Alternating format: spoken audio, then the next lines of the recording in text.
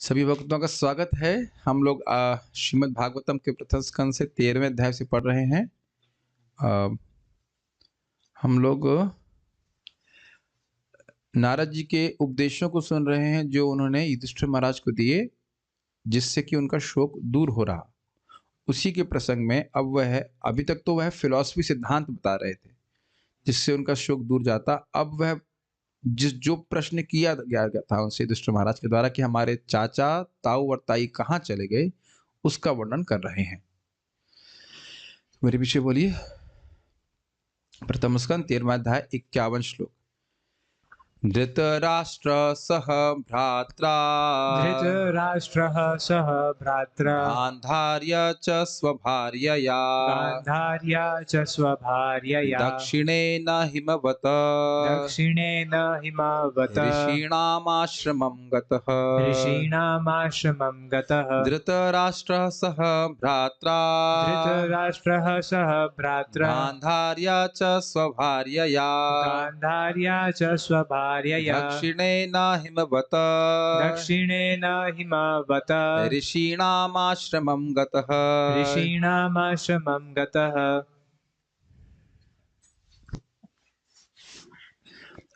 अनुवाद। हे राजन, आपके चाचा धृतराष्ट्र, उनके भाई विदुर तथा उनकी पत्नी गांधारी हिमालय के दक्षिण की ओर गए हैं, जिधर बड़े बड़े ऋषियों के आश्रम हैं। अनुवाद देखिए। धृतराष्ट्र भ्रात्रा अपने भाई विदुर के साथ के और स्वभार्या अपनी पत्नी, भार्या मतलब होता पत्नी, अपनी पत्नी गांधार्य च सह और अपनी पत्नी गांधारी के साथ। बहुत आसान है। हिमवतः हिमालय पर्वत के दक्षिणेना दक्षिण दिशा में। हिमालय पर्वत दिल्ली से उत्तर दिशा में है, तो हिमालय की दक्षिण दिशा का अर्थ क्या हुआ? दिल्ली और हिमालय की कहीं बीच में। अरे इतनी ज्योग्राफी भी नहीं समझ पा रहे हैं? ऐसे देख रहे हैं कि हम बहुत मुश्किल बात बोल रहा हूं। दिल्ली से हिमालय उत्तर में है, तो हिमवत हिमालय के दक्षिण का मतलब हिमालय के पार नहीं गए हैं। अच्छा, बड़ा मुश्किल बात है। ये तो सिंपल है। हिमालय को फांद के नहीं गए हैं, हिमालय के पहले ही कोई जंगल आश्रम है। हरिद्वार ऋषिकेश का भी और क्लियर हो जाएगा। सप्त स्रोत गए हो आपकी नहीं बात कृष्ण? ये ऋषिकेश और हरिद्वार के बीच में है। हाँ, सप्तधारा है, तो वहीं पे हाँ, सप्तऋषि घाट भी वही बोलते। तो अब समझ में आ गया हिमालय के दक्षिण में है कि नहीं? ठीक है। अच्छा, अब समझ आओ कि अब समझ में आया। घूम के आए आप और समझ में आ रहा है मुझको।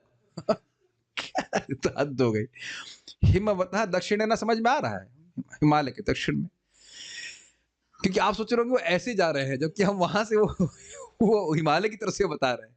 तो हिमालय पार नहीं किए हैं, ये तो क्लियर हो गया ना। चाइना जाकर वजन नहीं कर रहे, चाइना जाके वजन नहीं कर रही, ये क्लियर हो गया। अगर कहते कि हिमवतः उत्तर है ना, तो संभावना थी कि उधर तिब्बत या चाइना हम चले जाते, लेकिन चाइना नहीं गए, भारत में ही है। हिमवतः दक्षिणेना ऋषिणाम आश्रमम गता, ऋषियों के आश्रम में चले गए। तो अब बड़ा स्पष्ट समझ में आ रहा है। हमको फोटो नहीं मिल पाई। सप्त स्रोत स्थान है ऋषिकेश और हरिद्वार के मध्य में, इज इट नॉट? बीच में कहीं है, वहां पे वो गए उस आश्रम में। संस्कृत देख लीजिए। धृतराष्ट्र सह भ्रात्रा, धृतराष्ट्र अपने भाई के साथ, गांधार्य च स्वभार्या और अपनी पत्नी गांधारी के साथ, दक्षिणे ना हिमवत हिमालय के दक्षिण की ओर, ऋषिणाम आश्रम गता, जो ऋषियों का आश्रम है वहां गए। बहुत आसान है। श्रीधरी, इस तरह से शोक तथा आस्था को दूर करके, आस्था मतलब जो विश्वास था। क्या विश्वास था? आप कह रहे हो कि ये एक बड़ा कठिन बात है। पहले मैं जब इस टीका को समझा कि आस्था का मतलब क्या, आस्था कहां से आ गया? आस्था मतलब विश्वास। कितना सुंदर लेंगे। इस तरह से शोक तथा आस्था को दूर करके। कहां आस्था थी? माइक पे बताइए। Let's see if you can answer this. क्या आस्था के बारे में बात कर रहे हैं? क्या? हाँ, मैं इस प्रकार से उनकी रक्षा करने में समर्थ हूं, रक्षा करने में, इसको दूर करते हुए। तो इससे तो शोक भी दूर हो जाएगा। जब आप करने वाले नहीं हो, काल कर्म गुणाधीन इत्यादि, जब आप करने वाले तो शोक भी नहीं करेंगे कि मैं नहीं कर पाया। बहुत अच्छा बात बोल रहे थे। मुझे हिट नहीं किया था, समझ में आता आस्था का मतलब क्या है। इस तरह से शोक तथा आस्था को दूर करके जिज्ञासु युधिष्ठिर को यथार्थ वृत्तांत धृतराष्ट्र इत्यादि 6 श्लोकों से कह रहे हैं। मतलब ये श्लोक जो शुरू हो रहा है धृतराष्ट्र शब्द से, ऐसे करके 6 यानी 51, 52, 53, 54, 55, 56 श्लोक तक ये वर्णन करेंगे कि क्या हुआ उनके साथ। कि यही प्रश्न था, सिद्धांत पूछने के लिए युधिष्ठिर महाराज प्रश्न नहीं किए थे, लेकिन पहले सिद्धांत बताए। क्यों? हाँ, शोक दूर हो, नहीं तो तुरंत धृतराष्ट्र के बारे में बताते तो वो और दुखी हो जाते।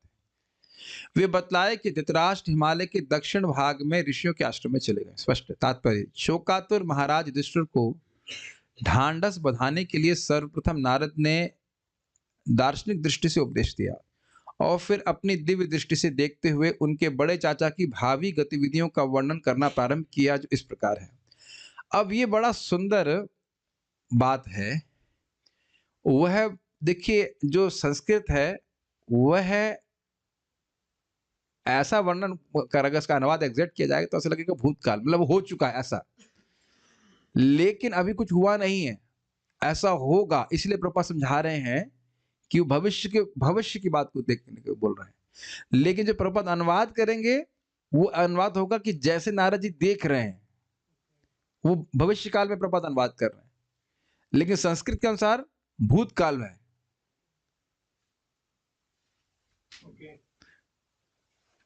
ये आप समझिएगा प्रभुपाद जी भविष्य काल की तरह क्यों कर रहे हैं। समझ में आ रहा है? भविष्य काल की वास्तविक रूप से घटना नहीं हुई है, क्योंकि हम लोग कंफ्यूज नहीं हो। अगर नारद जी की बात को ऐसे से ले लें कि भाई ऐसा हो जाएगा, उसमें आशीष शब्द भी आएगा। आशीष शब्द जो है वो पास्ट टेंस में कहेंगे, भाई तो हो गया क्या? हुआ नहीं है, क्योंकि आगे जाकर के अभी आप श्लोक देखेंगे, युधिष्ठिर महाराज कहेंगे कि जाके उनको डिस्टर्ब मत करना। जब हो चुका है तो क्या डिस्टर्ब करने की बात आ रही है?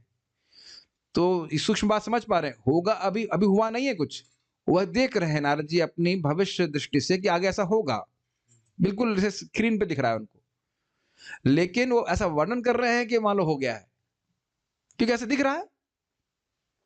ठीक है, तो वो कहाँ गए, जब ठीक ठीक बताइए, चलो उसके बारे में बता रहे हैं।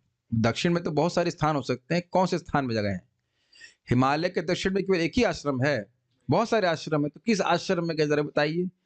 स्रोतोभिः सप्तभिर्यावै स्रोतोभिः सप्तभिर्यावै स्वर्धुनी सप्तधा व्यधात् स्वर्धुनी सप्तधा व्यधात् सप्तानां प्रीतये नाना सप्तानां प्रीतये नाना सप्तस्रोतः प्रचक्षते सप्तस्रोतः प्रचक्षते स्रोतोभिः सप्तभिर्यावै स्वर्धुनी सप्तधा व्यधात् स्रोतोभिः सप्तभिर्यावै स्वर्धुनी सप्तधा व्यधात् सप्तानां प्रीतये नाना सप्तस्रोतः प्रचक्षते सप्तानां प्रीतये नाना सप्तस्रोतः प्रचक्षते।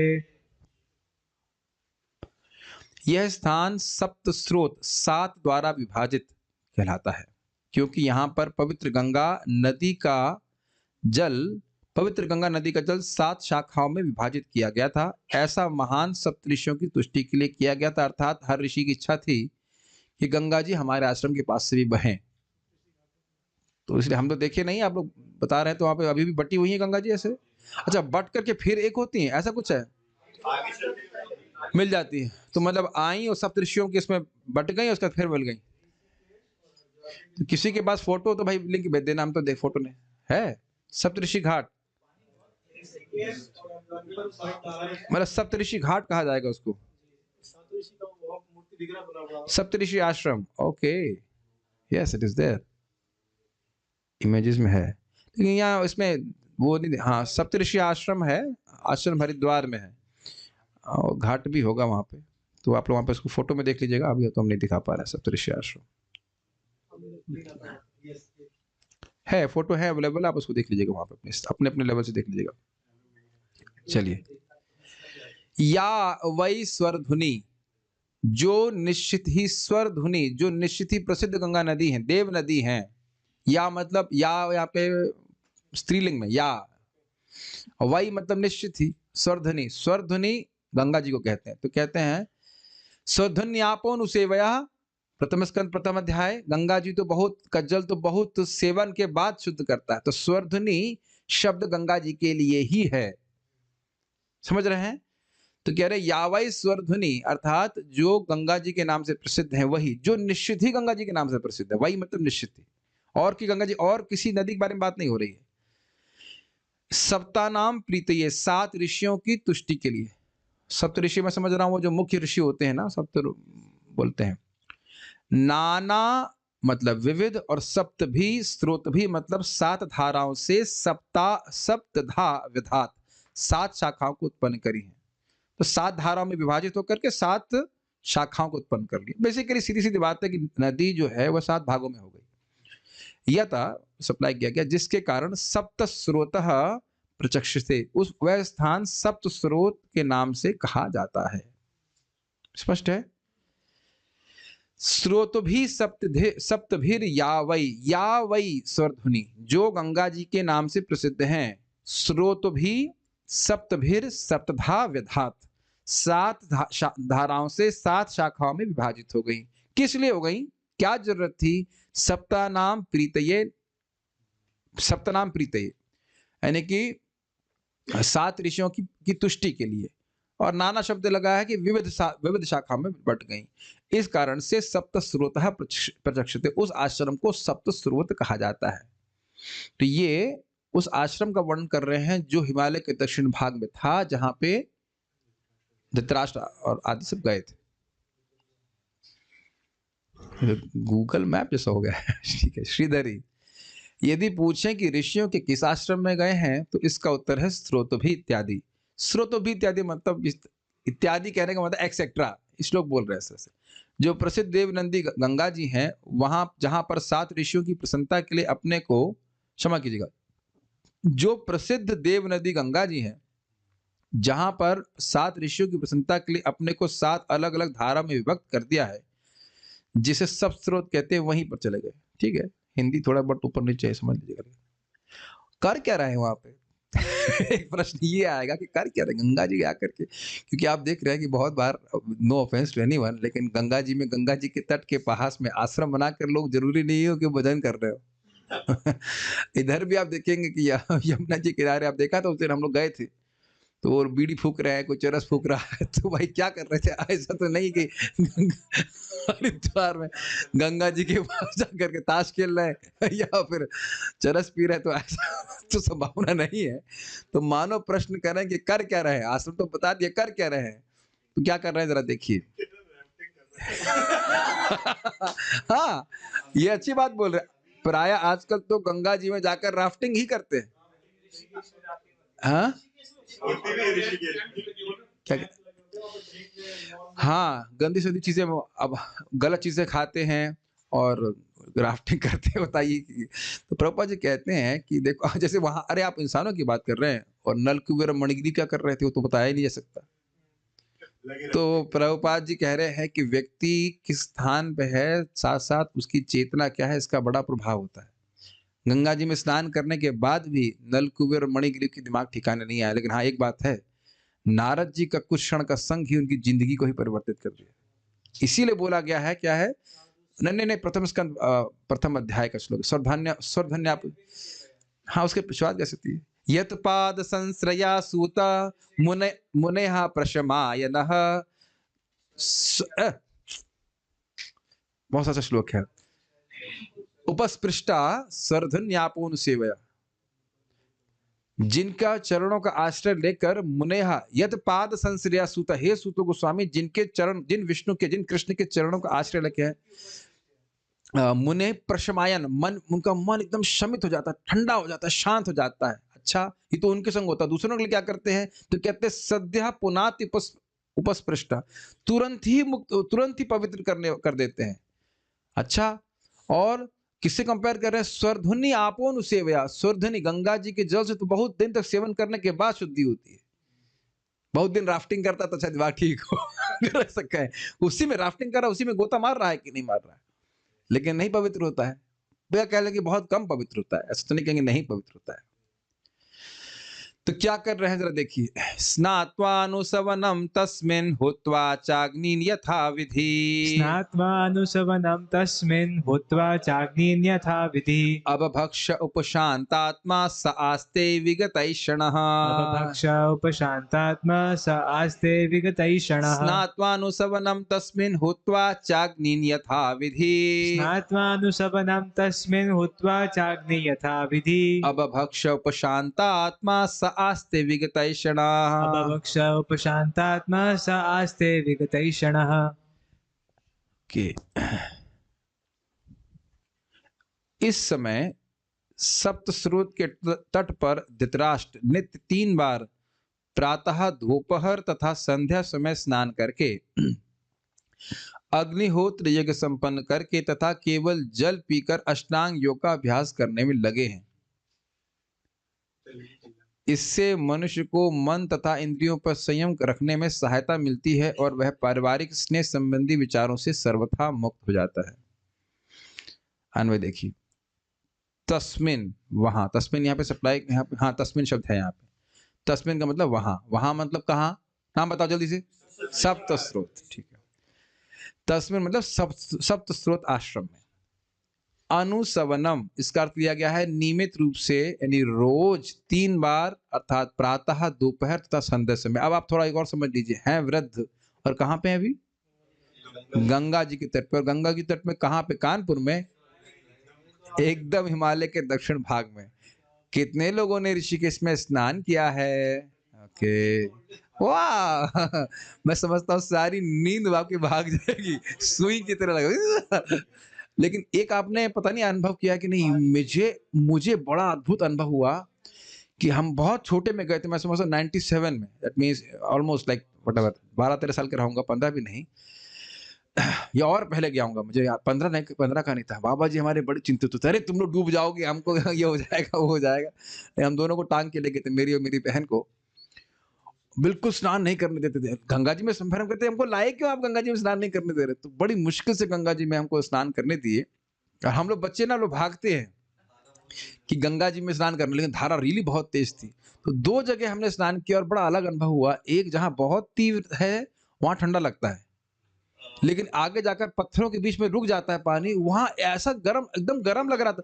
मुझे विश्वास ही नहीं हो रहा था कि ये ही गंगा जी का पानी, जस्ट डाउन स्ट्रीम में भी, लाइक 100-200 मीटर डाउन। मैं बड़ा आश्चर्य हुआ था। वहां कोई ज्यादा स्नान भी नहीं कर रहे थे, कुछ साधु लोग उधर स्नान करते थे। बड़ा हमको आश्चर्य हुआ। आपने तो, अब गोमुख भी तो और ठंडा होगा, लेकिन ये आपको ऐसा अनुभव हुआ कि पता नहीं? हाँ हाँ, वही कुछ ठंडा कहीं गर्म। मैं समझ, आज तक मैं इसका रहस्य नहीं समझा कि कारण है। नहीं, पानी कैसा भी हो, मैं बोल रहा हूँ कि अब जो भी हो, मेरे को समझ में नहीं आया। नहीं आओ वट, ऋषिकेश भी एक बार स्थान हो जाना चाहिए, चलना चाहिए ऋषिकेश की तो ट्रिप। हाँ हाँ, जो भी एक बार ऋषिकेश में आने वाला स्थान है। हाँ, गूगल मैप्स के द्वारा मानसिक यात्रा। एनीवेज, तो वहां पे 3 बार, मैं खाली ये बात इसलिए कर रहा था कि वृद्ध हैं और फिर 3 बार स्नान कर रहे हैं, क्योंकि 3 बार स्नान करने का तीमो सोची कि गीजर लगा करके बाथरूम में 3 बार स्नान कर रहे हैं। अब देखिए, हम, मैं भी गीजर उजर का पानी यूज करके केवल 2 बार स्नान करता हूँ। उसमें अपने को समझना है कि हम बड़े पवित्र रह रहे हैं। तीसरी बार तो अभी हिम्मत नहीं पड़ती। कोई है पे 3 बार स्नान करता हो? नहीं करता। 3 बार तो हिम्मत नहीं पड़ती है।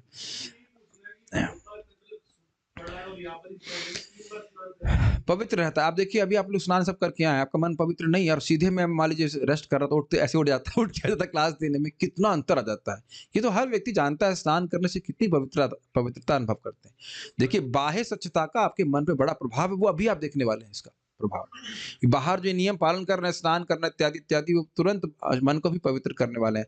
ध्रुव महाराज को भी यही बात बोले थे, वो और यमुना जी का स्नान करने के लिए बोले थे, वो भी 3 बार बोले थे। अभी देखेंगे आप चौथे स्कंद में स्नान करना महत्वपूर्ण है। सन्यासी को तो 3 बार स्नान करना बोला ही जाता है। हमने सुना, वैसे ये पढ़ा है इंटरेस्टिंग, ब्रह्मचारी को 1 बार भी करने से होता है, गृहस्थों को 2 बार, अगर मुझे ठीक से याद है, और वानप्रस्थ सन्यासी को 3 बार। ये मैं पढ़ा हूँ उसको, तो लेकिन फिर भी 2 बार तो करना ही चाहिए, है ना? कितने लोगों ने 2 बार नियम, स्नान करने का नियम बनाया है? Please raise your hands. Okay, यार आप लोग तो हैं ही, मैं जूम वाले डिवोटी से देख रहा हूँ। ओह, कोई भी हैंड रेज नहीं कर रहा है। ओके, वेरी गुड, नहीं कर रहे, ठीक है, ओके। तो आप लोग अंतर महसूस कर रहे होंगे कि 2 बार स्नान करने से मन में पवित्रता रहती है। एक बात समझ लीजिएगा, इस संघ में आए हैं तो ये ब्राह्मण फैक्ट्री है। समझ में आ रहा है? शूद्र प्रोडक्ट नहीं निकालने हैं हमको। ब्राह्मण धीरे-धीरे करके कैसे भी कम एज़ यू आर, लेकिन बाहर निकलेंगे एकदम ब्राह्मण बन करके। जाप करने वाले और 2 बार स्नान करने वाले, प्रसाद खाने वाले, गीता भागवत बोलने समझने वाले, समझ रहे हैं? तो इसलिए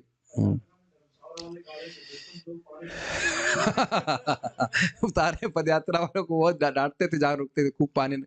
एक बार बात आ रही थी, खैर स्नान करने में बात आ रही है, क्या से नाम है, क्या नाम है? कमल लोचन प्रभु। कह रहे थे कि बॉम्बे में अपने कौन सी मीरा रोड में मीटिंग हो रही थी कि भाई पानी की बहुत कमी हो रही, पानी की बहुत कमी हो रही, भक्त तो बहुत स्नान कर रहे हैं। तो प्रभु जी कह रहे, हम तो हँस रहे थे, हम आंतरिक रूप से कि तो अच्छा है ना कि स्नान कर रहे हैं। और ऐसे महाराज बता रहे थे कि कोई व्यक्ति उनको अमेरिका में मिला, कहा ये क्या है? कहते हैं तिलक है। तो क्या है, आप इस्कॉन से हैं? कहते हैं हम इस्कॉन से। अच्छा, वही संस्था जहाँ लोग बहुत नहाते हैं। तो उन लोगों को बड़ा अजीब सा लगता है, लेकिन ये पवित्रता का नियम। तो चलो, हम बात खाली ये कहना चाह रहे थे कि 3 बार स्नान कौन कर रहा है? वृद्ध व्यक्ति। और कहाँ कर रहा है? गंगा जी के जल में। तो आप देख सकते हैं धीर व्यक्ति थे और पूरा संकल्प लेते कि शरीर के सुख दुख को सुख देना ही नहीं। ठीक है? अच्छा, ये तो किया। फिर स्नात्वा, स्नान करके क्या किया? स्नान करके क्या चाय, गरम चाय और पाव जो बिक रहे थे वो खाना शुरू किया? नहीं। उसके बाद यथाविधि अग्निं च हुत्वा, और शास्त्र के नियमों के अनुसार अग्नि में अग्निहोत्र यज्ञ किया। ठीक है? ये समझ में आ रहा है? यथाविधि, जैसी विधि शास्त्र में वर्णित है उसके अनुसार अग्नि में हुत्वा, होम आदि किया, अग्निहोत्र पवित्र करने के लिए। अपभक्ष, आप मतलब क्या होता है? जल। भूमिराप, भूमिर आप, अपभक्ष। वहां से उसमें लिखा अपभक्ष, लेकिन वो जुड़ कर कैसा हो रहा है? केवल जल पीकर उपवास करके उपशांत, पूर्ण रूप से संयमित, उपशांत आत्मा अर्थात पूर्ण रूप से संयमित, स्थूल इंद्रियों तथा सूक्ष्म मन वाला होकर। ये लाइन समझ में आई आपको? स्नान किया, स्नान कर रहे थे 3 बार, यज्ञ कर रहे थे और जल पी रहे थे। ये शरीर से कार्य कर रहे थे। तो इसका प्रभाव क्या हो गया? मन और इंद्रियां उनकी शांत हो गई। तो इतना तो बड़ा स्पष्ट समझ में आ रहा है, हमें जल पी के तो नहीं रहना है, लेकिन खाने का बहुत प्रभाव है हमारे मन के ऊपर, ये बिल्कुल दृष्ट है। आप लोग, मैं समझता हूँ सभी लोग अनुभव करते होंगे। हम ये कह नहीं रहे कि आप करो ना, मैं कर पा रहा हूँ कि एकादशी में केवल अन्न त्याग देते हैं तो अगले दिन कुछ मन शांत हो जाता है। आप ये भी नहीं कह रहे कि चलो निर्जल करते हैं, लेकिन आप लोग का ऐसा कुछ अनुभव नहीं होता है? एकादशी का प्रसाद भी ग्रहण करें, फलहार ऐसे कुछ सिंपल अन्न भी त्यागें, और ऐसे भी ये जो, प्लीज कंफर्म बता रहे थे, ब्रह्मचर्य के लिए सौंफ मसाला एक है, सब जानते हैं, वो खाने से बहुत फायदा होता है। Is it not? यस बोल दीजिए। Yes. हाँ, yes. When your opinion is needed, will be given to you. नहीं नहीं नहीं, तो इन्हें बताया। और ये परम पूज्य भक्ति समित महाराज के लेक्चर में आप सुनिएगा, रामानुजाचार्य जी के लेक्चर में कह रहे थे कि एक वैद्य वहां के साउथ इंडिया के बता रहे थे, केवल मसालों के थोड़े परिवर्तन से, सुना है सब लोग? तो मैं, मतलब वो वैद्य बता रहे थे कि मैं किसी व्यक्ति को एक पशु की तरह कामी बना सकता हूँ और शांत भी बना सकता हूँ। और वो उसी का उपयोग करके, एक विशेष प्रकार का साग था, राम मिश्र जी ने, तिरुमलाई ऐसे कुछ नाम था, जो भी है, हमें तो उसे मलाई याद आती है, लेकिन वो जो भी साग है वह खिलाया 1 साल तक। अनजाने में राजा यमुनाचार्य जी ने खाया और अलबंदारू ने खाया और उनके मन में पवित्रता आ गई। तो अब आप सोचिए कि हम बाहर की वस्तुएं खाते हैं, हम मतलब जो लोग खाते हैं फास्ट फूड, जो महाकामी व्यक्ति बनाता होगा गंदे पदार्थों से, उससे तो हम लोग बिल्कुल उपशांत आत्मा हो जाएंगे। हमारी आत्मा आत्म साक्षात्कार जिज्ञासा पूरी तरह से शांत हो जाएगी, है कि नहीं? ब्राह्मण लोग इसलिए बहुत सतर्क रहते हैं किसका खा रहे हैं। समझ रहे हैं बात? तो हमें प्रयास करना है कि हम लोग एक बात जरूर ध्यान रखें, ये मैं बात आ रही है हमारे लिए बहुत महत्वपूर्ण है। आप लोग ऐसा खाना नहीं खाया, मैं खाया हूँ 1 महीना, 1 महीना 15 दिन के लिए गया था ना बाली बाली। वहां कोई वो मसाला यूज नहीं करते जो हम लोग खाते हैं। हल्दी भी एकदम नॉर्मल, बिल्कुल। हल्दी, हल्दी कच्ची, कभी कभी का सब्जी नहीं बना सकते, कच्ची हल्दी से कभी नहीं बनाया होगा सब्जी, कच्ची हल्दी बना डालते हैं, अदरक इत्यादि। और बड़ा टेस्टी लगता है। ऐसा भी नहीं कह सकते कि टेस्टी नहीं लगता। उनकी अद्भुत बात है कि उनकी मिर्ची में मिर्ची नहीं है, पता नहीं कैसे, खुदरी भी मिर्ची डाल दो, मिर्ची में मिर्ची नहीं। सभी लोग स्वीट है, इंसान भी स्वीट और मिर्ची भी स्वीट। Really it's amazing. और बहुत स्वस्थ, ना आपको एसिडिटी होती है ना कुछ भी होता है। अभी हम कुछ दिन से हमारे तनिष्क प्रभु की गाइडेंस में प्रसाद ले रहे हैं, absolutely zero acidity, zero. With in how much, कितने दिन से आपके मैं बंधन में हूँ? आई मीन गाइडेंस में, सॉरी, बंधन में। डर लगता है कहीं कुछ कहा रहा हूँ, प्रभु जी आ ना जाए। और ये आकर डांटते नहीं, ये बोलते हैं इससे ये वायु बढ़ेगा, इससे ये बढ़ जाएगा, इससे वो बढ़ जाएगा। हमने कहा इंटरनली बोलता thank you spoiling the show when I am actually eating. लेकिन ना उसका प्रभाव, मैं इसीलिए उनका गाइडेंस मान रहा हूँ कि एक्चुअली नो एसिडिटी। और इस, मैं ये खाली स्वास्थ्य की बात नहीं कर रहा हूँ, उसका प्रभाव मन पे पड़ता है, बहुत प्रभाव पड़ता है। अब मैं आपको एक सही बात बताऊं, एक और वैद्य मुझे बता रहे थे, सच्ची घटना, कह रहे थे शायद वो कौन अजवाइन होती है, क्या होती है मुझे पता नहीं कौन सी, कोई मसाला बता रहे थे, शायद अजवाइन बता रहे थे कि वहाँ कोई मायापुर के ब्रह्मचारी होंगे, वो खूब खाए, बाद में शादी हो गई, है ना, तो ये बता रहे हैं। तो वो कह रहे थे मुझे पहले बता देते, मैं अजवाइन तुम्हारी रोक देता। इतना डेंजरस है आज हमारा। काम वासना बढ़ जाती है मसालों के परिवर्तन से, खान पान से। भाई वो नीम हकीम से खतरा है जान, पेट नहीं खराब हो जाएगा, दिमाग खराब हो जाएगा, ऐसे कुछ भी नहीं ग्रहण कर लेना चाहिए। समझ रहे हैं बात? मैं आपको सही बात, लोग चलो सुनिए मेरी बात को। तनिष्क प्रभु मेरी नाड़ी देखे और तुरंत मेरे मन के बारे में बता दीजिए, बता दीजिए। नाड़ी तो आपको लगेगा वट एवर, कुछ समथिंग फिजिकल, इज नॉट, मन से कैसे कनेक्शन है, लेकिन आप जैसा खाएंगे अन्न वैसा होगा मन, ठीक है ना? तो यहाँ बहुत स्पष्ट रूप से देख रहे हैं कि फास्टिंग करके उनका मन शांत हो गया। अच्छा, एक और बात आप देखिए, कितना कठिन है ना, राज्य से महल से बाहर निकले हैं, और क्या क्या भोग, जितना भी उनके जीर्ण जन था, जब टूटे हुए दांत से वो चबा के खा पा रहे थे, वो खाने का प्रयास कर रहे थे, और उसको सारे वैभव को त्याग करके तुरंत इस प्रकार का तपस्वी जीवन जी रहे हैं। ये भी काफी कमेंडेबल बात है ना, ठीक है? अरे अब पूरी बात तो हमको डिस्टर्ब मत करिए भाई, सब क्या बात कर रहे हैं, अजवाइन के बारे में बात नहीं, बात ये हो रही है कि कुछ मसालों के परिवर्तन से व्यक्ति का मन गड़बड़ हो सकता है। अब कह रहे हैं पेट ठीक करती है, तो एक काम करती है दूसरा काम नहीं करती है एक ही काम करता है कोई वस्तु ठीक है कि नहीं? तो हम खाली बात कर रहे थे कि यह भी एक बड़ी सराहनीय बात है, क्योंकि देखिए इसमें मैं, मेरे से बोल दीजिए कि आप केवल कल से, या आप लोग को बोल दीजिए कि कल से केवल फल खाना, जो नहीं खा रहे हैं उनको बहुत भारी लगेगा, एक दिन में चेंज करने में बहुत कठिन लगेगा। अब यहाँ क्या जल क्या, सॉरी फल क्या, जल ही केवल ग्रहण कर रहा है, तो quite commendable is it not? काफी तपस्या कर रहे हो कि अब इतना समय नहीं है कि धीरे धीरे काम बने, बड़ी तीव्रता से वो वजन कर रहे हैं कि अब दोबारा मुझे जन्म नहीं लेना, इस प्रकार से कर रहे हैं। हम लोगों को इतना करने का सामर्थ्य नहीं है, लेकिन एटलीस्ट नियमित, इससे मैं एक चीज जरूर महसूस कर रहा हूँ कि खाते रहना ये योगी का कार्य नहीं है।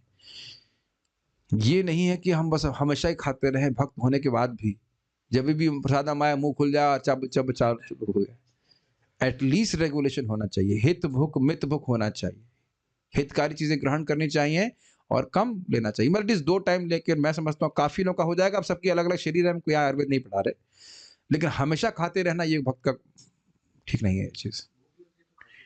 हाँ, तो हमेशा ही भूख लगती रहनी चाहिए, जब नहीं, जैसे कि नहीं भूख लगेगी तो खाने के पास नहीं जा रहा है, खाना देखते ही भूख लगना शुरू हो जाती है, कुछ तो प्रॉब्लम है ना सर? हाँ, सही समय पे खाना, भगवान गीता में बोलते हैं इसको, ठीक है? ये बहुत इंपॉर्टेंट पॉइंट है, इसलिए मैं स्ट्रेस कर रहा हूँ कि बहुत अधिक ठूस ठूस के खाने से दिक्कत होती है मुझे तो उस पर हंसी आ रही है, हमारे महाराज क्या नाम है उनका, मायापुर वाले भक्ति पुरुषोत्तम महाराज इतना हंसी, कहते हैं इस भक्ति के जीवन में मैं कम से कम 1 टन पनीर खा गया हूँ इस्कॉन में जितना पनीर आदमी खाता है उतना बाहर कभी नहीं खाता है, 1 टन पनीर खा गया होगा। कहते फिर भी देखो मैं मोटा नहीं हुआ, 1 टन पनीर, और सही बात है, खा ही गया होगा खैर जो भी है, तो ये बहुत महत्वपूर्ण है। हाँ, एक बात बहुत अच्छी यहाँ पे और भी आप समझेंगे, ये हमारे गुरु महाराज बात को बोल रहे थे, our mind gets adjusted to any austerity we do. हमारा मन उस हर तपस्या के प्रति अभ्यस्त हो जाता है, सब करने लग जाते हैं। Is it not? तो अच्छी तपस्या स्वीकार कर लेना चाहिए, सुबह उठना, स्नान करना। अब सभी भक्तों के लिए कोई ऐसी विशेष कठिनाई की बात तो नहीं रहेगी, रोज कर रहे हैं। और आप देख के आते होंगे, घर से सीधे कोई उठ के आता है व्यक्ति, ज्वाइन करता है, मान लो बड़ा कठिन लगेगा महीना 2 महीना, और जहां 2-4 दिन कर लिया तो फिर आसानी लग जाती है। अच्छी आदतें डाल लेनी चाहिए ना। ये तो कुछ हम सीख ही रहे हैं यहाँ से, पानी पी के रहने के लिए नहीं बोल रहे हैं आपको। वैसे सही में हमारे आश्रम में, मतलब मंदिर वाले आश्रम में, वो क्या नाम है, पावन निताय प्रभु, वो कार्तिक में 1 महीना केवल पानी पी के रहे। हम तो भाई, हमने कहा बॉडी में वैसे कुछ नहीं है, हाँ बॉडी में आपके वैसे ही कुछ नहीं है प्राण के अलावा। उसमें भी पानी बंद कर दिया आपने। पता नहीं ऐसे लोग कैसे करते हैं, लेकिन ये सब not to be advise at home, ये सब कुछ करने की जरूरत नहीं है आपको।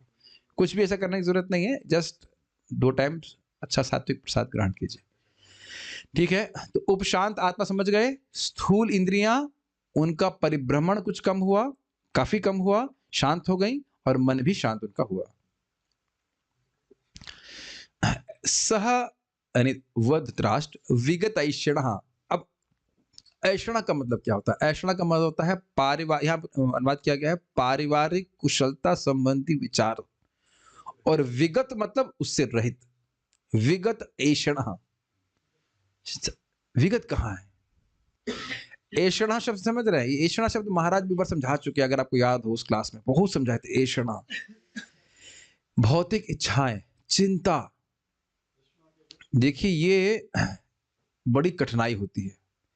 वृंदावन में व्यक्ति आ जाता है, लेकिन स्पेशली मान लो वानप्रस्थ जीवन जीना चाहता है, बड़ी अच्छी बात भी है, लेकिन अब जो लोग हैं वानप्रस्थ में, वो समझते हैं कि वो बच्चे की चिंता बहुत रहती है, कैसे बिजनेस चलेगा, और उसके बच्चे का वो जो बच्चा है, वो नाती, उसकी में मन फंसा रहता है। अब आप ये बताइए कि क्या धृतराष्ट्र के लिए इस प्रकार की संभावना नहीं थी? इसी में तो फंसे हुए थे वो, जबकि उनके पुत्र मारे गए हैं सारे, फिर भी घर परिवार की आसक्ति थी। तो कह रहे हैं विगत ऐषणः, अहमता ममता नहीं होती है कि मैं शरीर हूं, मेरा बेटा है, उसका बेटा है, और ये हो गया, वो हो गया, बहुत बातें करते हैं लोग। और वानप्रस्थों की बात हो रही है, घर में रहने वालों की बात नहीं हो रही है। जो घर छोड़ के आ जाता है, उसकी भी आसक्ति बनी रहती है। देखिए हम बात ये बोल रहे हैं जो देखी जाती है, ऐसा नहीं हम एक व्यक्ति दूसरे व्यक्ति को बोल रहे हैं। ये मेरा व्यक्तिगत अनुभव है कि मैं अब क्या बोलूं, घर छोड़ के आया तो मुझे घर की कोई चिंता नहीं होती थी। घर में क्या हो रहा है, नहीं हो रहा है, उतना आसक्ति नहीं रहती है। लेकिन बच्चे पैदा करके जितनी आसक्ति होती है, और उसके बाद उनके बच्चों में आसक्ति होती है, वो बहुत कठिन होती है निकालना। आपको बहुत चिंता होती है घर की, आप तो आश्रम ज्वाइन नहीं किए, कुछ चिंता होती है आपको?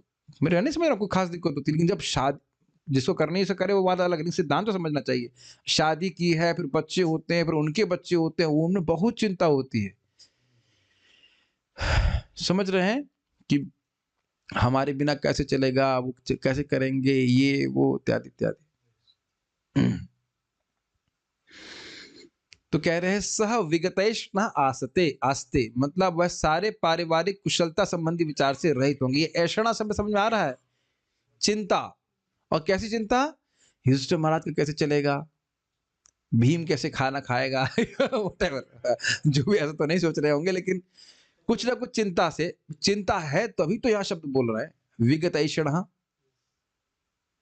चिंता की संभावना थी तभी तो यहाँ बोल रहे हैं शब्द, कह रहे उससे वो मुक्त हो गए। मतलब अब उनका मन घर परिवार की परेशानी में बिल्कुल नहीं जा रहा था। गांधारी आई हैं कि, हाँ गांधारी आई हैं कि उनको लेके आए हैं? आप बताइए, माइक दीजिए इनको, माइक दीजिए। मुझे पता था गलती होगी। हाँ, गांधारी आई हैं, वो लेके नहीं आए। वो सारी ऐषणा तो वहीं त्याग के आए एक तरह से, वो निकले तो उधर देखे नहीं, विदुर जी के संग निकल गए वो। हाँ, वो हाथ पकड़ के चले गए, भले गांधारी उनके साथ में आई उस तरह से, लेकिन अपनी इच्छा से, ऐसा नहीं बोले कि तुम आओ, इनविटेशन नहीं दिए हैं। उनका हाथ पकड़ी और वो समझ गए कि जा रहे हैं, उनका हाथ पकड़ के चली गई। प्रभुपाद जी ने तात्पर्य में स्पष्ट बोला था, she went behind him at her own risk. वो अपने स्वेच्छा से उनके पीछे पीछे चल रही है। गांधारी च तपस्विनी। हाँ भाई, यहाँ तो नहीं आया, यहाँ तो स्पष्ट नहीं आ रहा है, और मुझे नहीं पता, यहाँ तो नहीं है, दिख रहा है अभी तक। ये धृतराष्ट्र के बारे में बता रहे हैं। विदुर जी की तो पारिवारिक आसक्ति पहले से समाप्त थी, वह तो केवल धृतराष्ट्र को बचाने के लिए आए थे। माइक पे पूछिएगा, ऑन कीजिए, ऑन तो करो। तो धृतराष्ट्र तो मतलब वो तो उनके तो सारे पुत्र मारे गए सारे थे। पुत्र मारे गए थे, फिर भी वह परिवार में आसक्त थे। युधिष्ठिर महाराज इन सब सबसे आसक्त थे वो। युधिष्ठिर महाराज से प्रेम कर रहे थे भाई, तभी तो उनका घर, उनका सारा जो ऐश मतलब वो जो सत्कार स्वीकार कर रहे थे। भाई मन में आ सकता था ना बात की, अरे यहाँ तो पानी ही पीने का रह मिल रहा है, यहाँ तो कोई ऋषि पूछ ही नहीं रहे, ये ऋषि लोग तो बड़े सूखे हैं। ये तो होता ही है। महाराज बोलते हैं भाई कई ब्रह्मचारी लोग कहीं गृहस्थों घर में जाते हैं प्रसाद के लिए तो कितना आग्रह से खिलाते हैं, उसी आग्रह से मंदिर में खिलाया जाता है। खाना तो खाओ, नहीं तो भाई अब अपभक्ष पानी पी के रह जाओ। क्यों भाई इतना तो ये तो स्वाभाविक, साधु जीवन में तो आप स्वाभाविक, इतनी निष्ठुरता तो सहन करनी ही पड़ेगी। कौन पूछेगा भाई आपने खाया कि नहीं खाया। आज आपसे कोई पूछा कि आपने खाना नहीं खाया कि खाया, हाथ खड़ा करो साधुओं। हाँ मैंने आपसे पूछा, वो तो सामने पड़ गए, नहीं तो ऐसे तो कोई पूछ, आपको देख के लगता है कि खाने की जरूरत है नहीं तो आप जल पीकर रह जाओगे। लेकिन बाकी कोई पूछा आपको, एनीवन कोई? श्याम सुंदर, दोनों श्याम सुंदर, कोई पूछ रहा है? अपना प्लेट लेके पहुंचो और खा लो। तो अब इस प्रकार की देखिए, इस प्रकार की कोई ग्लानि उनके हृदय में नहीं कि भाई हम तो राजा थे, हमको इतने भोग प्रदान हो रहे थे और यहाँ हमें कुछ नहीं मिला। देख रहे हैं ये आप इसको कैच कर पा रहे हैं? इस प्रकार की ऐसा नहीं रहेगी भाई हमारा वहां कितना सम्मान होता था, देखो भीम हमको कुत्ते के तरह ला करके दूध हमको, सॉरी मतलब वो भोजन पिंडम, अपवर्जित पिंडम ला कर दिया करता था। नहीं ऐसे नहीं सोचते होंगे, लेकिन वो ऐसा नहीं सोचते थे कि मैं कुत्ते की तरह खा रहा हूँ, लेकिन उनको बोला गया था इस तरह से। हाँ, तो खैर बात यह है कि उनके मन में भावना हो सकती थी कि हम लोग किस प्रकार से सुख में थे, लेकिन यहाँ पे क्या शब्द है? उपशांतात्मा विगतैष्णा आस्ते, सारी इच्छाओं से रहित होकर के वहां विद्यमान है। संस्कृत देख लीजिए, स्नात्मानुसवनम तस्मिन, अनुसवनम अर्थात 3 बार स्नान करके, कहा? तस्मिन को मतलब कहा, वहां मतलब सप्तस्रोत आश्रम में, होत्वा चाग्नीन यथाविधि, जिस प्रकार से शास्त्र में विधान है उस प्रकार से अग्निहोत्र यज्ञ करके, अपभक्ष पानी पीकर, केवल अच्छा पानी भी नहीं, पानी ही, केवल पानी ही पी रहे हैं, ऐसा करके क्या हो गए? उपशांतात्मा, उनका स्थूल इंद्रिय और मन शांत हो गया। और स आस्ते विगतष्णा, वह धृतराष्ट्र सारी इच्छाओं से मुक्त हो गए। हाँ आपको बोलिए। अब आप कहेंगे कि अंधा आदि कैसे स्नान करेगा, वो डिटेल में मत जाइए, लिखा है उसको स्वीकार कर लीजिए। कैसे स्नान करेंगे वो जाने, हमें हम क्या मतलब है भाई। विदुर जी वैसे तो अभी साथ में हैं, जब इनके संख्या नाम से जब ये शरीर छोड़ देंगे तब वो चले जाएंगे। तो हो सकता है विदुर जी स्नान करवा रहे हो, आप जो भी कर रहे हो, हम डिटेल में नहीं जाना भाई। अब ये कहने गांधारी क्या कर रही थी, अब हमको क्या पता क्या कर रही थी, लेकिन वो भी तपस्या ही कर रही होंगी। यहाँ धृतराष्ट्र के बारे में बोल रहा है स्पष्ट। ठीक है समझ में आ रहा है ना। चलिए आगे बढ़ते हैं। अच्छा मैंने चीज देखा है, जब तक शब्दों के अर्थ में थोड़ा विचार नहीं आया, उतना इंटरेस्ट नहीं आता है। शब्दों के अर्थ को थोड़ा विचार करें तब श्रीमद् भागवतम में पढ़ा, हाँ बड़ा इंटरेस्टिंग लगता है। विगतेषणा का अर्थ क्या है? श्रीधरी, वहां पर धृतराष्ट्र अष्टांग योग करते हैं, इस बात को स्त्रोतोभी इत्यादि 4 श्लोकों से बतलाया गया है। 6 में से 4 इस बात के हैं कि वो क्या कर रहे हैं वहां पे। उसमें स्नान, होम और जलाहार ये नियम बतलाए गए हैं। जलाहार मतलब जल से जल का ही भोजन करना। भोजन के स्थान पर जल लेने के कारण उनको अपभक्ष कहा गया है। स्पष्ट समझ में आ रहा? अप मतलब जल, भक्ष मतलब भोजन करना। उपशांत आत्मा यानी कि चित्तम यस्य सह, जिसका चित्त उपशांत हो गया है, यह उपशांतात्मा पद का विग्रह है। मतलब इसको तोड़ेंगे तो समझ में यह होगा, उपशांतात्मा का मतलब जिसका, सह मतलब वह है, और यस मतलब जिसका, वह जिसका मन उपशांत हो गया है, यह उपशांतात्मा का अर्थ है। पद का विग्रह का मतलब समझा रहे हैं, अर्थात वे शांत चित्त वाले हो गए, उनकी सारी अभिलाषाएं समाप्त हो गई। इस तरह से योग के अंग यम को बतलाया गया है। तो नियम क्या कर रहे थे?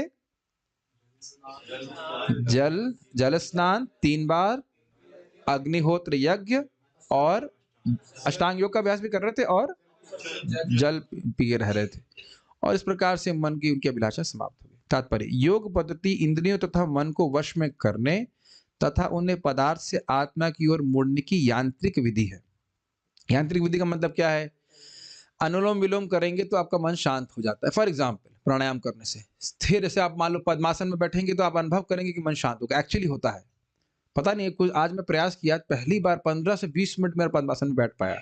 ये आपकी कृपा की वजह से, शायद इधर पाँव का कुछ फैट कम हुआ है, क्या कारण है पता नहीं, अकस्मात मैं बैठ पा रहा था, नहीं तो पहले नहीं बैठ पाता था। एट एक्चुअली आप अभी भी आप पद्मासन में बैठेंगे, देखिएगा एकदम पीठ सीधी रह सकती है। मैंने महसूस किया, जो लोग कर सकें बड़ा अच्छा माना जाता है ध्यान करने के लिए। अभी कोई जरूरी नहीं है हरे कृष्ण मंत्र करने के लिए, लेकिन इट कैन ओनली हेल्प। तो इस प्रकार से शरीर के मतलब शरीर के नियम के द्वारा मन को प्रभावित किया रहा है। लेकिन एक बात ध्यान रखिएगा, सच्चिदानंद महाराज बात को समझा रहे थे कि भक्ति मतलब हम शरीर से कुछ करते हैं जो हमारे मन को प्रभावित करे। तो इसीलिए जब हम जप करते हैं तो सीधे बैठना बहुत जरूरी है। प्रभुपाद जी तात्पर्य में लिखते हैं कि ऐसे तो नाम जप करने का कोई नियम नहीं है, लेकिन अगर व्यक्ति सीधे बैठता है तो वह जप करते समय सोएगा नहीं।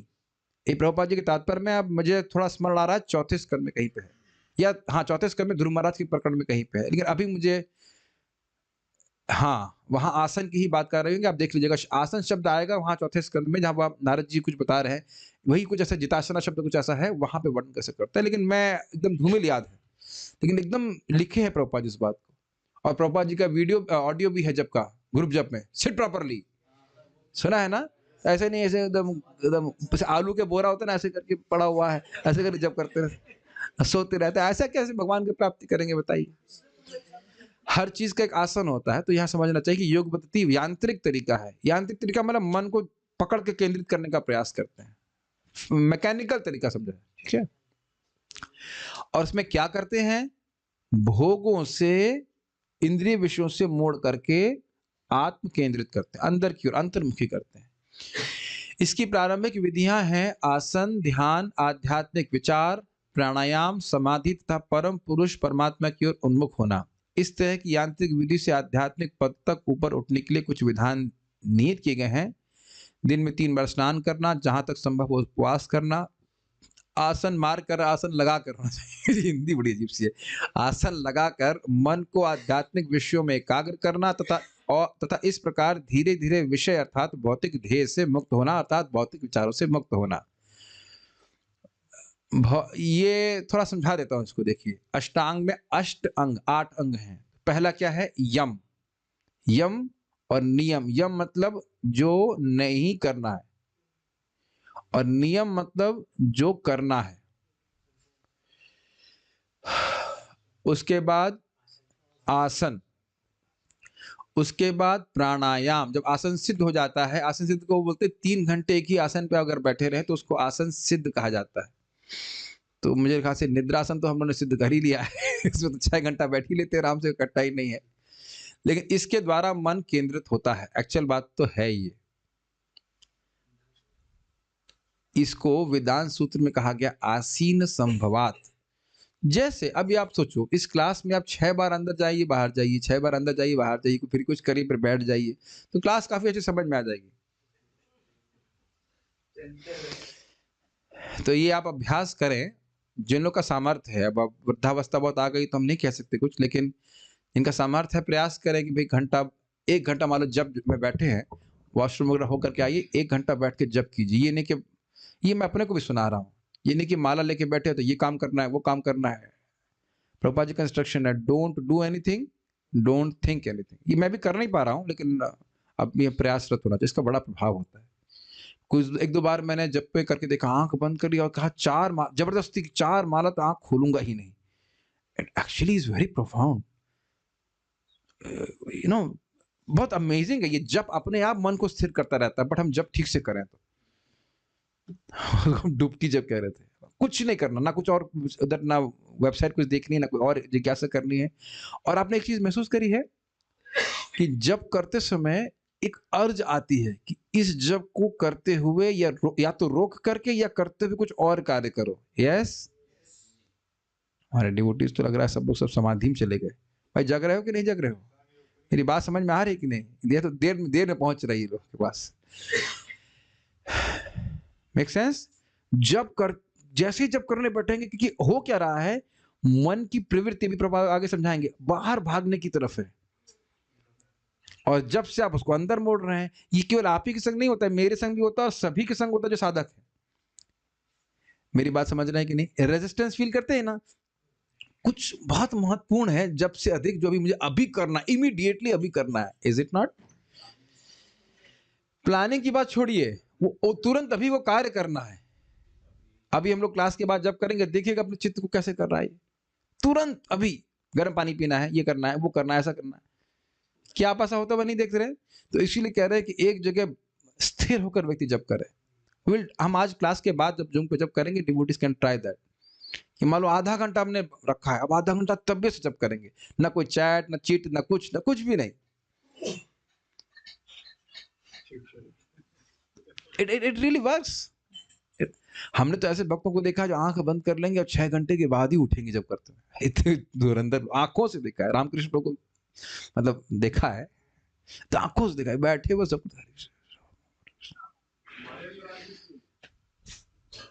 आप जान रहे हो इस बात को। आशीर्वाद दे रहे हैं आपको। आशीर्वाद स्वीकार कर लीजिए। आप जान रहे हो उस दिन जो प्रभु जी आए थे, 3 लाख नाम जप करते हैं। अभी तो बच्चा है, छोटा बच्चा है। अभी तो दीक्षा हुई, अभी तो पैदा हुआ है, कितना 2 महीना का भी बच्चा नहीं हुआ। हाँ, 1 महीना, प्री मैच्योर बेबी। ठीक है, तो अभी तो 1 महीने के बच्चे से क्या उम्मीद करेंगे? लेकिन इट्स अमेजिंग, ऐसे भी लोग हैं। मतलब खाली एक अभ्यास की बात है। हमारे आश्रम में एक भक्त बता रहे थे 14 घंटे बैठ के जप कर लेते हो, दशरथी प्रभु। I was surprised. वो क्या नाम से आप, ये क्या लॉकडाउन हुआ था तो मंदिर में तो जाना नहीं था, मुझे बाद में बताया, ऐसे बताते नहीं, ऐसे बता रहे थे कि 14 घंटे एक जगह बैठ के 14 घंटे जप कर लेते। गुरु महाराज के बारे में सुना है अपन, मुझे राधानाथ महाराज तो वहां जब ऋषिकेश में कहा थे, हरिद्वार में थे, पत्थर पे बैठ के सुबह से शाम तक ही जप करते रहते थे। हाँ, वो कुछ काफी समय तक रहे ऐसे। बहुत से लोग ऐसा करते हैं। मतलब जो लोग अच्छे बहुत साधक साधना में आगे बढ़े, वो कर लेते हैं। देखिए हम लोग को कठिन लग रहा है, लेकिन अब हंसेंगे आप। हम नाम नहीं रख रहे हैं, हम एक भक्त को जानते हैं, वो कह रहे हैं कि जैसे जूते की जूते की दुकान पे बैठाया गया, तो पहले ही दिन ही 12 घंटे बैठना शुरू कर दिए। तो जब जूते की दुकान पे 12 घंटे बैठ सकता है कुछ पैसा कमाने के लिए, तो भजन के लिए 2 घंटा नहीं बैठ सकता। कितनी हास्यास्पद बात है ना। जूते की दुकान पे एक ही जगह बैठा हुआ व्यक्ति 12 घंटे के लिए रोज बैठ रहा है। आसन सिद्ध कर लिया उन्होंने, लेकिन यहाँ पे उसमें नहीं लग रहा है व्यक्ति को मन। तो प्रयास करने से होता है। आसीन संभवात, मेरे पीछे बोलिए, आसीन संभवात, आसीन संभवात। ये कहाँ पे है? ये वेदांत सूत्र में व्यासदेव जी बोल रहे हैं। तो यहाँ पे बड़ा स्पष्ट हम देख रहे हैं कि व्यक्ति अगर अपने आसन को स्थिर करेगा तो उसका मन स्थिर होगा। बाकी आप लोग जैसे जब करना चाहते हैं करें, उसमें कोई आपत्ति नहीं है, तो इसका प्रभाव है। अच्छे साधक बैठ के बड़े से माला करते हैं, ठीक है। आप इसको ध्रुव महाराज के प्रसंग में सुनेंगे, महाराज अच्छे समझा रहे हैं। हर चीज का आसन होता है, ठीक है। जैसे मंगल आरती खड़े होके करते हैं हम लोग, नरसिंह आरती बैठ के करते हैं, इत्यादि इत्यादि। महाराज कह रहे थे भाई ऐसा नहीं कि किसी को ट्रेन चलानी है तो सिर से आसन लगा करके ट्रेन चलाएगा। उसका कोई प्रॉपर आसन होता है ना। वहां खड़े रह, आपको पता होना चाहिए, खड़े रह के चलाते हैं ड्राइवर, वो बैठ भी नहीं सकते ना, बैठ नहीं सकते। Make sense? तो 8 घंटे वो खड़े हो सकते हैं और हम लोग 2 घंटा बैठ के जप नहीं कर सकते। तो आप थोड़ा विचार कीजिए, हम अपने संकल्प में कमी है, मेन बात ये है, ठीक है। तो चलिए खैर, हम बात यहाँ पे कर रहे थे कि ये 8 होंगे तो हम तो आसन पे टक गए। आसन के बाद प्राणायाम। तो प्राण जब बैलेंस होता है तो आप जानते हैं कि प्राण का प्रभाव मन पे होता है, याद आ रहा है। तो प्राण अगर आपका बैलेंस हो रहा है तो मन भी बैलेंस होगा, आपका बैलेंस होगा और शांत होगा। और उसके बाद प्रत्याहार कर पाएंगे। प्रत्याहार का अर्थ समझिए। प्रत्याहार का अर्थ है कि इंद्रियों का जो स्वाभाविक बहाव है बाहर की ओर, कि सुंदर वस्तु को देखना, छूना इत्यादि जो कुछ भी, वह सब आंतरिक हो जाए, वो उधर उसको बंद कर रहे। यही परेशानी हम लोग अनुभव करते हैं, हम जप कर रहे होते हैं। ये कोई आप ही मेरी परेशानी नहीं, सबकी परेशानी होती है। हम जप कर रहे हैं, अब पूरा दिन तो हम इंद्रियों को बाहर ही भगाते रहे, तो उनका बहाव अंदर लाने में कठिनाई नहीं होगी? Does it make sense? नहीं? जो बातें आपने सुनी हैं, जो बातें देखी हैं, वही बातें उमड़ उमड़ के आपके मन में आएंगी। तो प्रत्याहार का आप समझ रहे हैं, अष्टांग योगी मतलब बाहर से के कनेक्शन को स्टॉप कर दिया है और इंद्रियां आप इंटरनल करने का प्रयास कर रहे हैं। प्रत्याहार मेक सेंस? आपने देखा होगा, इसको हम अपने जीवन में अनुभव करते हैं, सभी लोग करते हैं कि कोई बुरा विचार आता है तो अब आप लोग कुछ करते हो जिससे वो है अपने मन को उसे खींच लेते हैं। ये करते हैं कि नहीं करते हैं आप? दिस इज कॉल्ड प्रत्याहार। सबको समझ में आ रहा है? प्रति आहार, आहार मतलब ग्रहण करना, प्रत्याहार मतलब नहीं, बाहर फेंक देना। ये सब लोग जानते हो करना कि नहीं? कैसे करते हैं हमको नहीं पता, हम सब लोग कर लेते हैं। मेरी बात है बस बुक समझ में आनी चाहिए तब हम आगे बढ़ेंगे। इसे कहते हैं प्रत्याहार। बुरा विचार, कुछ भी भोग की बात आ रही है उसको हम फेंक करके हरे कृष्णा अपने मन को भगवान पे केंद्रित करते हैं। हम लोग भी प्रत्याहार करते हैं, मेक सेंस? बट हमारा प्रत्याहार मैकेनिकल नहीं है, हम उसको सीधे हरे कृष्ण मंत्र पे करते हैं। और यही तो कहा गया है, जहां जहां मन जा रहा है ये तो निश्चलति मना चंचलम अस्थिरम ततो नियम यतद आत्मन्य एवं वशम नयेत। उसको अपने संग खींच करके अपने वश में ला करके मन को वापस भगवान में लगाना है। क्या कुछ कठिनाई हो रही समझने में? यही तो कर रहे हो आप। नाक पे ध्यान लगाने से सब मैकेनिकल तरीका जिसके द्वारा मन एकाग्र होता है। हम लोग वो सब नहीं करते, हम लोग सीधे मन में भगवान के ध्वनि पे केंद्रित करते हैं मन को। ठीक है, कहां तक पहुंचे? प्रत्याहार। उसके बाद क्या हुआ? धारणा। धारणा का जो हमने अर्थ सुना है, 4 सेकंड तक अगर भगवान में मन लग जाए। नाउ इट्स क्वाइट इंटरेस्टिंग कि हरे कृष्ण मंत्र जरा बोलिए और जरा टाइम ऐसे उठा के टाइम देखना। हरे कृष्णा हरे, वैसे मैं जब करता हूं, मान लीजिए हरे कृष्ण कृष्ण कृष्ण हरे हरे, हरे राम राम राम हरे हरे, हरे कृष्ण कृष्ण कृष्ण हरे हरे, हरे राम राम राम हरे। तो मुझे मोटा मोटी 3.5 सेकंड या 3.25 सेकंड लगता है। तो अगर आपने, सुनिए ध्यान से, एक महामंत्र पूरा सुना तो धारणा पे पहुंच गया कि नहीं? आप कहेंगे ये कौन सी मुश्किल बात है, क्योंकि जो गंदा मन है वो एक क्षण से ज्यादा कहीं नहीं टिकता।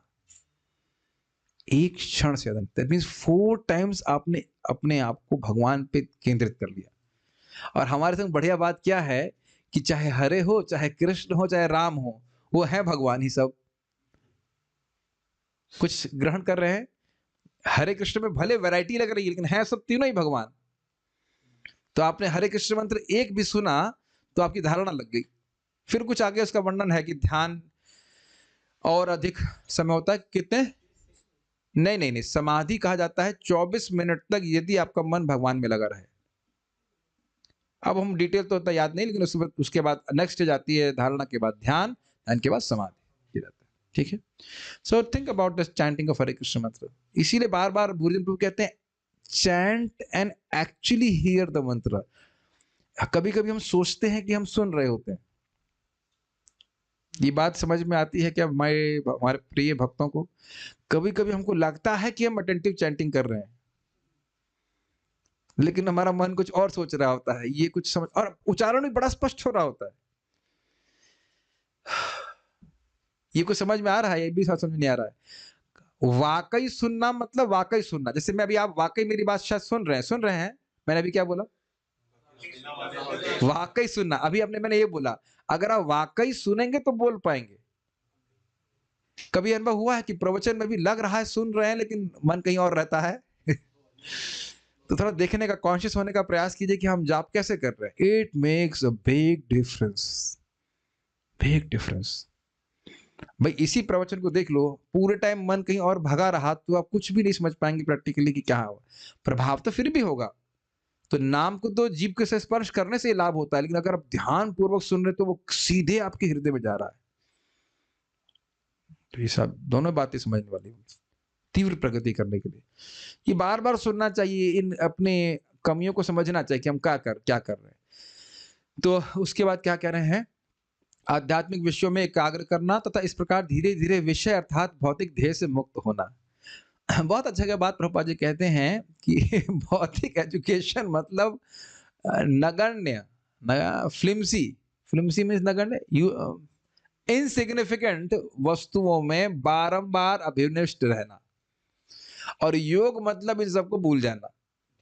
अब यही देख रहे होते हो कि नहीं? ना तो उनको परिवार की चिंता है, ना कुछ चिंता है, वो केवल अपने मन को भगवान में केंद्रित कर रहे हैं। योग का उद्देश्य समझ में आ रहा है? किसको समझ में आया योग का उद्देश्य मैंने एक्सप्लेन किया अभी? क्या क्या क्या बोला बताओ? मन को शांत करना। गलत नहीं कह रहे हैं। भौतिक विषयों को पूरा भूल करके केवल भगवान का स्मरण करना। ये सही कह रहे हो। मन, हाँ, ने बोला जो मन शांत करना, ये बात और समझ लीजिए। सुनिए इस बात को, जितना मन भोग का विचार करेगा वो उतना ही अधिक असंतुष्ट हो जाएगा। ये मेरे शब्द नहीं है। मन की तपस्या में आप देख लीजिएगा। मन प्रसादा सौम्यत्वम आत्म विनिग्रह, वहां प्रभात बोल रहे हैं इस बात को। मन को रोकना पड़ता है। ये नहीं कि वो भोग के बारे में सोच रहा है तो सोचते रहें। जितना भोग के बारे में सोचेंगे उतना ही मन अधिक अशांत, असंतुष्ट, अतृप्त होगा। सबको सुनाई पड़ रहा है कि नहीं? ये सोच, अगर अभी भी समझ में नहीं आ रहा, मोबाइल चाहिए, मोबाइल चाहिए, मोबाइल चाहिए, मोबाइल चाहिए, वही वाला चाहिए, वही वाला चाहिए, वही वाला चाहिए, सोचते रहिए, देखिए, और मिले या ना मिले, लेकिन मन में शांति बढ़ जाती। हम केवल मोबाइल का उदाहरण दे रहे हैं और खराब भोग के बारे में नहीं सोच रहे। यस, नो, ठीक है। तो वहां से हटा करके अब मन को भगवान में लगाने का प्रयास करना। भौतिक जगत का अर्थ है भौतिक विषय में लिप्त होना। अर्थात भौतिक विषय में लिप्त नहीं हो तो भौतिक जगत में हो नहीं, यद्यपि भौतिक जगत में है। That's something interesting. आपको याद आया नारद जी पूरे विश्व में भ्रमण कर रहे थे। जब वो नारद नहीं थे तब भी वह पूरी पृथ्वी में गांव पर्यटन, पूरा नहीं, वो तो खैर अलग श्लोक है, पूरे पृथ्वी में भ्रमण कर रहे थे। लेकिन कैसे थे? विमदः विमत्सरः, कोई मद नहीं था, कोई मत्सरता नहीं थी, सामने वाला अधिक भोग रहा है। सो क्या वो भौतिक जगत में थे? वो नहीं थे भौतिक जगत में। See what a wonderful life. साधु जगत में है लेकिन जगत साधु में नहीं है। समझ आ गया? ठीक है। भौतिक जगत का अर्थ है भौतिक विषय में लिप्त होना, जो ब्रह्म मात्र है। बहुत स्पष्ट है। घर स्पष्ट है ना? ब्रह्म, ब्रह्म मतलब जो वस्तु ऐसी है उसको उस रूप में नहीं देखना। अरे मेरी मां मर गई। मां कौन मां? पृथ्वी जल वायु अग्नि आकाश, ये वो आत्मा जिसको आपने कभी देखा नहीं। तो व्यवहार में एक अलग बात है, आप ध्यान रखिए, लेकिन अब शोक करना और शोक से अभिभूत होना तो नितांत ब्रह्म है कि नहीं? जस्टिफाई कीजिए। मेरी मां मर गई साहब, मेरी मां मर गई। रोते हैं कि नहीं इस तरह से? है ना बेवकूफी। पहली बात तो कोई मर नहीं रहा है, प्लस जो मरा भी अगर तथाकथित रूप से, वो उससे तुम्हारा संबंध है ही नहीं। तो ये भ्रम है। घर, देश, परिवार, समाज, संतान, संपत्ति तथा व्यापार, ये आत्मा के कतिपय मतलब कुछ आवरण है। योग पद्धति इन मोहमय विचारों से मुक्त होने और क्रमशः परम पुरुष परमात्मा की ओर मुड़ने में सहायक होती है। ये इन सब आवरणों को नष्ट करता है। भौतिक संगति द्वारा, यही बात हम बोल रहे थे, भौतिक संगति तथा शिक्षा द्वारा हम व्यर्थ की वस्तुओं में केंद्रित होना सीखते हैं। लेकिन योग ऐसी विधि है जिससे हम इन्हें पूरी तरह से भूल जाते हैं। विगत ऐषणः की व्याख्या प्रपात कर रहे हैं। This is highlight of this whole discussion. बारंबार यही ट्रेनिंग दी जा रही है कि मन मना भव मत भक्तो, भगवान में मन लगाओ, अर्थात भोगों में मन नहीं लगाओ, भूल जाओ उसको। और ऐसा नहीं हो रहा कि आप ऐसा होता हुआ नहीं देख रहे हैं। बारंबार कथा श्रवण करने से, जप करने से और विषयों में मन को न लगाने से, इंद्रियों को न लगाने से मन भी नहीं जाता है बहुत से विषयों में। अभी भी फिल्मी गाना तभी याद आता है जो बाद में बाहर डिस्को बजा देते हैं। कभी आप लोग देखा होगा ना, श्याम सुंदर, वो जोर से बजा देता है तब याद आता है, और उसकी स्मृति भी बहुत दिन नहीं रहती। एकदम से पूछो कि वो जो कल परसों या नरसों जो भी पिछले हफ्ते शादी का कौन सा गाना बज रहा था यहाँ पे, तो बड़ा मुश्किल होगा याद होने में। नहीं याद कर सकते, नेक्स्ट टू इम्पॉसिबल। और आप पहले देख रहे थे कि एक गाना जरा सा सुना तो बस उसको गुनगुनाते रहते थे। वो विषयों को पकड़ने की क्षमता बहुत अधिक थी उस टाइम। तो आप देख रहे हैं कि बार बार भक्ति के अभ्यास के द्वारा हम इस विगत तृष्णा की तरफ टेंड कर रहे हैं। कन्फर्म। तो जो अष्टांग योग का अभ्यास कर रहे हैं उसको आसानी से भक्ति के द्वारा प्राप्त किया जा सकता है। लेकिन इसके लिए एक बात हमें जरूर करनी पड़ेगी रिगरस साधना। रिगरस मतलब कठोर पक्की साधना। और इस बात समझ लीजिए कि वो आप अपनी प्रगति के लिए कर रहे हो, तो वो आप कैसे कर रहे हो वो खुद चेक करो। ये इंचार्ज का दायित्व नहीं है। सुनाई पड़ रहा है? या कौन मॉनिटर कर रहा था इनका नाम इनका धृतराष्ट्र को? भाई इनको समझ गए तो मुझे भगवान की प्राप्ति करनी नहीं, तो दूसरा व्यक्ति क्यों मॉनिटर करे? उसको मॉनिटर करने की जरूरत ही क्यों पड़े? हमको अच्छे से करना चाहिए ना। इसका अर्थ अब कहेंगे प्रभु जी आप जूम में सबको वीडियो ऑन क्यों करवाते हैं? ये तो एक दूसरे को सहायता करने के लिए, हेल्प करने के लिए। लेकिन वस्तुतः मैं कैसे जब कर रहा हूं, मेरा उच्चारण क्या हो रहा है, कि मैं मन को केंद्रित कर पा रहा हूं कि नहीं कर पा रहा हूं, ये दायित्व हमने स्वयं लेना है। वो दूसरा कोई नहीं लेगा हमारे लिए। Make sense? कौन बोल रहा है उनको 3-3 बार स्नान करने के लिए? खुद ही कर रहे हैं कि नहीं? You can't force a person to perfection. Make sense? हाँ बोलिए माइक पे। आपने कहा प्रभु जी एक मेरी माँ मर गई, मतलब दुख होता है। तो मतलब जो बचपन से हमारे साथ रहा वो फिर चला गया एकदम से, अब हम उससे कभी नहीं मिल सकते, तो इसका तो दुख हो गई ना प्रभु जी। जो आपके संग बचपन के संग रहा, बचपन के साथ रहा, कौन बचपन के साथ रहा? जिसके साथ हम रहे जो भी मर गया प्रभु जी। कौन मर गया? जैसे पापा। हाँ पापा मालूम मर गए, तो पापा को कब देखा आपने? हाँ, अब देखिए पापा को आपने कब देखा? शरीर देखा, आत्मा तो जो चला गया उसको देखा नहीं, और जो देखा वो तो है सामने। तो आप ये देख लीजिए ना कि हमारे दुख का आधार भ्रम है कि नहीं?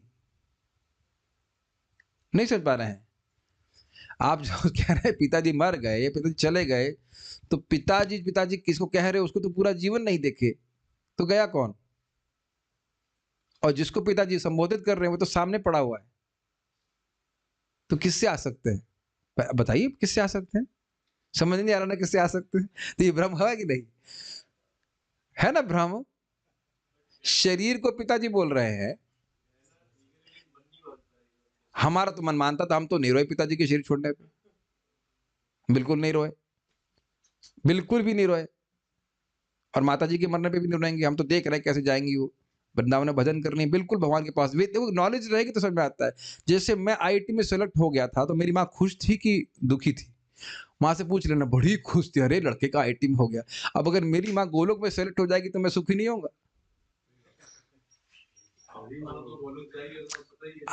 दुख इस बात का नहीं होना चाहिए कि वो मरेंगी कि नहीं मरेंगी, दुख इस बात है कि मरने के बाद कहां जाएंगी। ये इसी से बचाने के लिए विदुर जी आए धृतराष्ट्र के पास। मृत्यु सबके पास आएगी, लेकिन मृत्यु के बाद वो कहां जाएगा ये देखना चाहिए। आप नानी के मरने से रोएंगे क्यों यार मुकुंद? बिल्कुल नहीं। अगर यहीं छोड़ेंगी तो पक्का हम लोग तो फीस खाएंगे। 40-50 माला कर रही हैं, वृंदावन में शरीर छोड़ेंगी, भगवान के पास जाएंगी, कौन सा वो पाप कर रही? Is it not? We are happy discussing about death. What death is not death. Death is exam by which you can go back to Godhead. कविता बन गई, is it not? Death is not death. Death is exam by which you can go back to Godhead. है ना? अरे आप ही बताओ, exam नहीं दिए, कोई पास नहीं किया एग्जाम, जब आपकी तैयारी बढ़िया रहती है आप एग्जाम का वेट करते हो, है कि नहीं? और जब एग्जाम की तैयारी नहीं रहती है तो भय होता है, ऐसा होता है कि काश 2 दिन बाद आता तो अच्छा रहता है कि, लेकिन एग्जाम तो अपने समय से आएगा। तो दुख इस बात का नहीं होना चाहिए कि वो मर रहे हैं, क्योंकि मर कोई रहा नहीं है। दुख इस बात का है कि भजन नहीं कर रहे हैं।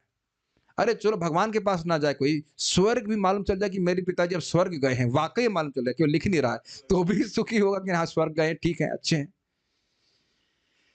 समझ रहे हैं इस बात को? तो ये सब भ्रम के कारण हो रहा है। तो इस प्रकार की इच्छाओं से वह मुक्त हो गए, इस भ्रम से मुक्त हो गए। कौन मुक्त हो गए? धृतराष्ट्र। ठीक है। तो मुझे बहुत, ये लाइन मुझे बहुत अच्छी लगी। अरे भाई ये लाइन बहुत ज्यादा अच्छी लगी हमको कि भाई ये भौतिक संगति समझ रहे हैं, ये जो जन सामान्य लोग हैं वो दुनिया की ही वार्ता करेंगे, है कि नहीं? कभी करने वाले भागवत की वार्ता कब भी नहीं करेंगे। और उसके बाद भी छोड़िए, ये तो आप लोग एक व्यक्ति हाथ खड़ा कर दे कि उसकी इस्कॉन में आने से पहले उसकी कभी कोई शिक्षा हुई जिसमें वो भगवान के बारे में प्रामाणिक रूप से सोचे? Please raise your hands. अब आप समझ रहे हैं डेप्थ प्रभुपाद जी की स्टेटमेंट की। हम सभी लोग, मैं समझता हूँ 18 साल या 20 साल 21 साल में भक्ति में आए होंगे, मोटा मोटी। जो लोग यंग उम्र में आए, जो वृद्धावस्था में आए, उनकी तो बात छोड़ दीजिए अभी आप। इज इट नॉट स्ट्राइकिंग कि हमारे पूरी सभ्यता इस समय हमको ट्रेन कर रही है कि हम भगवान के बारे में एक क्षण के लिए भी ना सोचें? Very heavy statement. और उद्देश्य क्या है? हम एक क्षण के लिए भी भगवान को ना भूलें, तन हानि तन महच्छिद्रम तन, बहुत सुंदर श्लोक है। वही सबसे बड़ा छिद्र है, वो नहीं मिलेगा छिद्र स्वामी की टीका में। वही सबसे बड़ा छिद्र है, यानी कि मतलब गलती है, और वही सबसे बड़ी हानि है कि व्यक्ति अपनी आयु का एक क्षण या मुहूर्त भगवान वासुदेव को भूल जाए। और आप देखिए हमारा पूरा 18 साल स्वाहा हो गया। 18 नहीं, हम तो 21 साल में आए थे, 21 साल स्वाहा हो गए, भगवान के बारे में एक क्षण भी सोचने का मौका नहीं दिया। आप कुछ कृष्णा सीरियल देख रहे होंगे, लेकिन कृष्ण को भगवान नहीं माने होंगे, ऐसे मजाक के लिए अपना एंटरटेनमेंट के देख लिए होंगे। भारतीय हो इसलिए, और कहीं अफ्रीका में होते तो वो अभी नहीं। बहुत अच्छा बात हमको लगा था, इसलिए मैं ठहर कर चर्चा कर रहा हूं। Try to see the entrapment, किस प्रकार से भौतिक एनर्जी फंसा रही है, इस भौतिक शिक्षा के द्वारा समझने का प्रयास कीजिए। आप सुबह दिन से जो काम करते हैं उसमें कितना कृष्ण का स्मरण होता है बताओ आप। मैं नहीं कह रहा हूं कि नौकरी छोड़ दो, लेकिन देखने का सामर्थ्य तो होना चाहिए कि भैया 8 घंटे में कृष्ण का स्मरण कर ही नहीं पा रहा हूं। आपके स्टॉक्स में कहीं आता है Krishna Krishna Krishna Krishna Ram Mukund, we are not despising those things, लेकिन आ तो नहीं रहा ना स्मरण कृष्ण का, नहीं आ रहा कि नहीं। मान लो कोई व्यक्ति खेत में खेती कर रहा है, डिवोटी है, तो जान रहा है कि फूल भी भगवान की कृपा से आ रहा है कि नहीं। देखो भाई, हम किसी भी परिस्थिति में हो, लेकिन उसके वास्तविकता को स्वीकार करने की तो क्षमता होनी चाहिए ना, कि भाई ये चीज हमारे संग हो रही है। और कम से कम जीवन का एक समय तो ऐसा होना चाहिए, एक समय मतलब लास्ट का आखिरी दिन नहीं कम से कम 20-25 साल 30 साल होने चाहिए, जहां हम अब कुछ नहीं सोचें, सारी इच्छाओं से मुक्त होकर केवल भगवत भजन करें। Make sense? मुझे बहुत अच्छा लाइन लगा था। तो योग की ट्रेनिंग है, और क्या धृतराष्ट्र ऐसा कर रहे हैं कि नहीं कर रहे हैं? बिल्कुल कर रहे हैं। उपशांतात्मा विगतैषिणः, मुझे बहुत अच्छा लगा था। आधुनिक तथा कथित योगी तथा योग पद्धतियां कुछ जादू जैसे करतब दिखाती हैं, और अज्ञानी लोग ऐसी झूठी बातों के प्रति आकृष्ट हो जाते हैं, अथवा वे स्थूल शरीर के रोगों को अच्छा करने के लिए इसे एक सस्ती विधि के रूप में मानते हैं। भाई कैंसर क्या होता है आजकल, 15 मिनट का आप कपाल भाती कीजिए तो कैंसर ठीक हो जाएगा। ऐसे मतलब मैं कोई प्रमोशन नहीं कर रहा, मुझे नहीं पता होता है कि नहीं होता, लेकिन इस तरह से वो सोचते हैं कि हम बॉडी को ठीक करेंगे। बॉडी ठीक करके क्या करने वाले हैं? मोह करने वाले हैं, जो योग से बिल्कुल विपरीत। लेकिन वास्तव में योग पद्धति वह विधि है, जैसे कि सिद्धासन गृहस्थों को नहीं करना चाहिए, और सिद्धासन गृहस्थ लोग करते हैं। समझ में आ गया? ये ब्रह्मचर्य की रक्षा के लिए होता है। वो सोचते हैं कि इसके इससे कर करके हम स्ट्रांग होंगे और भोग करेंगे। ये है, देखिए क्या तो कलयुग चल रहा है। बिल्कुल विपरीत यूज हो रहा है हर चीज का। यहां आप स्पष्ट देख रहे हैं, अष्टांग योग के द्वारा वो भोग की इच्छाओं से विगत हो रहे हैं, और यहां भोग की इच्छाओं को पूर्ण करने के लिए योग का उपयोग कर रहे हैं। व्हाट अमेजिंग कलयुग गाइस। लेकिन वास्तव में योग पद्धति वह विधि है जिससे हमने जीवन संघर्ष के दौरान जो वास्तव में योग पद्धति वह विधि है जिससे हमने जीवन संघर्ष के दौरान जो कुछ सीखा है उसे हम भुला सके। Beautiful statement by Srila Prabhupada. जीवन में संघर्ष कर रहा है भोग प्राप्ति के लिए, जो कुछ भी धृतराष्ट्र ने किया कि नहीं बताओ, उनके जीवन में संघर्ष था कि नहीं? लगे पड़े हैं पांडवों को मारने में लगे पड़े हैं युद्ध कराने में, लेकिन अब वो सब भूल गए। किसको राज्य मिलेगा, नहीं मिलेगा, अब आगे कौन होगा, कौन राजा बनेगा, नहीं बनेगा, सारी पॉलिटिक्स समाप्त। मुझे बहुत अच्छा लगे। और जो लोग भी भक्ति में आए हैं, हम लोग, मैं पहले भी चर्चा कर चुका हूं, भक्ति में आने के बाद फिर वो ग्राम्य चर्चा का कोई स्कोप नहीं है। अब देख रहे हैं प्रभुपाद क्या बोल रहे हैं, हम उस सब बातों को भूलने के लिए आए, ठीक है। और समझ पा रहे हैं हम वस्तुतः हम जगत को भूलने के लिए आए हैं, और जगत का स्मरण अगर है तो किस तरह से, प्रहलाद महाराज की तरह से, कि हम लोगों को मदद कर सके भक्ति करने के लिए। बाकी कोई जगत से मतलब नहीं होना चाहिए। एटलीस्ट सब लोग जो विरक्त आश्रम में है उनको तो होना चाहिए, और गृहस्थों को भी मिनिमम इंटरेक्शन रखना चाहिए। मिनिमम इंटरेक्शन, जो घर में भी रह रहा है उनको भी मिनिमम इंटरेक्शन रखना चाहिए, ठीक है ना। लॉन्चिंग पैड घर भी हो सकता है भगवान के पास जाने का, लॉन्चिंग पैड ब्रह्मचारी आश्रम भी हो सकता है। गंभीरता से जो भक्ति करते हैं वे मिनिमम व्यवहार रखते हैं, जितना आवश्यक हो बस उतना। मुझे बहुत अच्छा लग रहा है ये बात। क्या इसको, इस लाइन को अप्रिशिएट कर पा रहे हैं? वो जो पूरा जीवन संघर्ष में हाय तौबा खींचा तानी चलती रहती है ना घर में, सब गंगा जी में प्रवाहित कर दिया। भाई हमें कुछ नहीं करना। आप सोच रहे हैं कि धृतराष्ट्र कितने शांत हो गए होंगे, हाउ पीसफुल, यद्यपि वो बाह्य रूप से बहुत तपस्वी जीवन जी रहे थे। Can you appreciate this point? Dhritarashtra आजीवन अपने पुत्रों के लिए, देखिए स्पष्ट है, पांडवों की संपत्ति छीनकर उनका जीवन स्तर ऊंचा करके पारिवारिक मामलों को सुधारने में व्यस्त रहे। समझ में आ गया उनका जीवन संघर्ष? और क्या ये धृतराष्ट्र का ही संघर्ष है कि अब घर घर में धृतराष्ट्र ही? बताइए, जो भले आंखें हैं लेकिन आध्यात्मिक रूप से अंधे, और यही चिंता लगी रहती है, मरते दम तक चिंता रहती है। बोलता भी है, प्रभुपाद जगह कहते हैं, मैं जा रहा हूं, अपनी माँ का ध्यान रखना। तुमसे पूछो कि तुम कहाँ जा रहे हो, तुम्हारा ध्यान कौन रखेगा, तो कोई उत्तर नहीं है। गलत तो नहीं बोल रहे हैं? काफी स्पष्ट बोलते हैं इस प्रकार से कि मैं जा रहा हूँ बेटा, अपनी माँ का ध्यान रखना, भाई का ध्यान रखना। तो तुम कहाँ जा रहे हो ये तो बताओ। और आप लोगों को, हम सभी लोगों को लगता है कि भक्ति में संघर्ष है। इस तरह का संघर्ष नहीं है। क्या आपने इस तरह के शब्द नहीं सुने हैं कि हमारे बेटा अभी पढ़ाई में है, या ये है वो है, उसके बाद हम भजन करेंगे?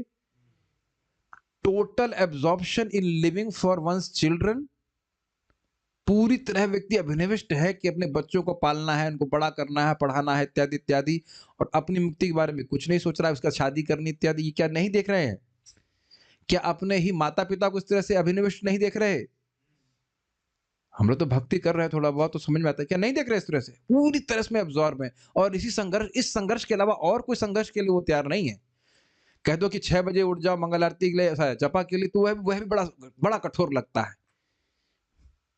तो इस सब को भूलने के लिए योग है। नितांत भौतिकतावादी एवं आध्यात्मिक शक्ति के ज्ञान से, कहां गया, रहित व्यक्ति के लिए यही सामान्य व्यापार है, उसके अलावा और कुछ नहीं पता उसको। वह यह नहीं देख पाता कि ये किस तरह उसे स्वर्ग से नरक में घसीट कर ले जा सकते हैं। क्या चीज? क्या चीज?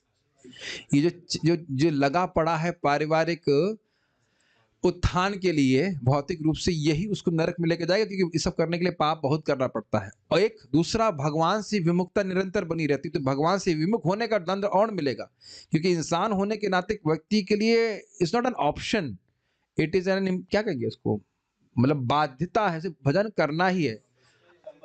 कम हिंदी बोलना पूछ रहा था, कर्तव्य है, हाँ कर्तव्य भी कह सकते हैं। ना भजंती अवजानंती सानात भ्रष्टात पतंति धा। भगवान को नहीं भजन करता है, उनकी आज्ञा नहीं मानता है, तो गुड मैन होकर के नहीं रहेगा, वो निश्चित गुड एनिमल बनेगा, पक्का वो पशु बनेगा। दंड प्राप्त होगा प्रकृति के द्वारा कि मनुष्य जीवन प्राप्त करके तुमने भगवान का भजन क्यों नहीं किया। यही प्रपात कह रहे हैं, स्वर्ग से नरक में घसीट के ले जाएगा, जबरदस्ती लेके जाया जाएगा। बड़ा खतरनाक है मानव जीवन। किंतु अपने छोटे भाई विदुर के अनुग्रह से धृतराष्ट्र को ज्ञान हुआ, और वे अपने निपट मोहयुक्त व्यापारों को देख पाए। Beautiful statements. कौन व्यक्ति ऐसा है जो भी भक्ति कर रहा हो गंभीरता से, वह अपनी ऐसी स्थिति को नहीं देख रहा था कि हम किस प्रकार से बेवकूफी का जीवन व्यतीत कर रहे थे। जो सही भजन करते हैं वो दिखता है उनको कि भाई हम तो भौतिकता में फालतू में फंसे हुए थे,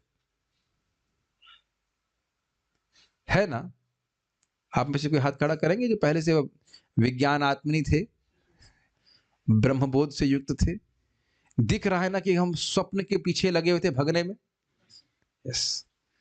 तो कह रहे हैं कि यह किसकी कृपा से हुआ? जैसे यहाँ पे विदुर जी की कृपा से, ऐसे भक्तों के उनके वचन सुन करके, साधना करके, उनका मार्गदर्शन प्राप्त करके हम लोग भी उसको अनुभव कर रहे हैं।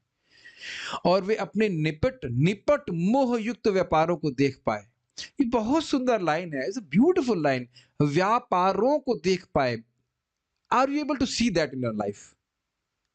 कि कैसे हम लोग मोहयुक्त व्यापार में निमग्न थे। देख पा रहे हैं कि नहीं? देखना समझना, अच्छा मैं आपको देख रहा हूं, उस तरह से ऑब्जर्व करना। और ये मैं खुश हूं कि भक्तों ने बोला है मुझे इस प्रकार से। भक्त बता रहे थे कि उनका 2020 पूरा संघर्षों में गया, अर्थात वो संघर्ष जो बेमानी थे, जिनका कोई मतलब नहीं था। I was very happy to hear that.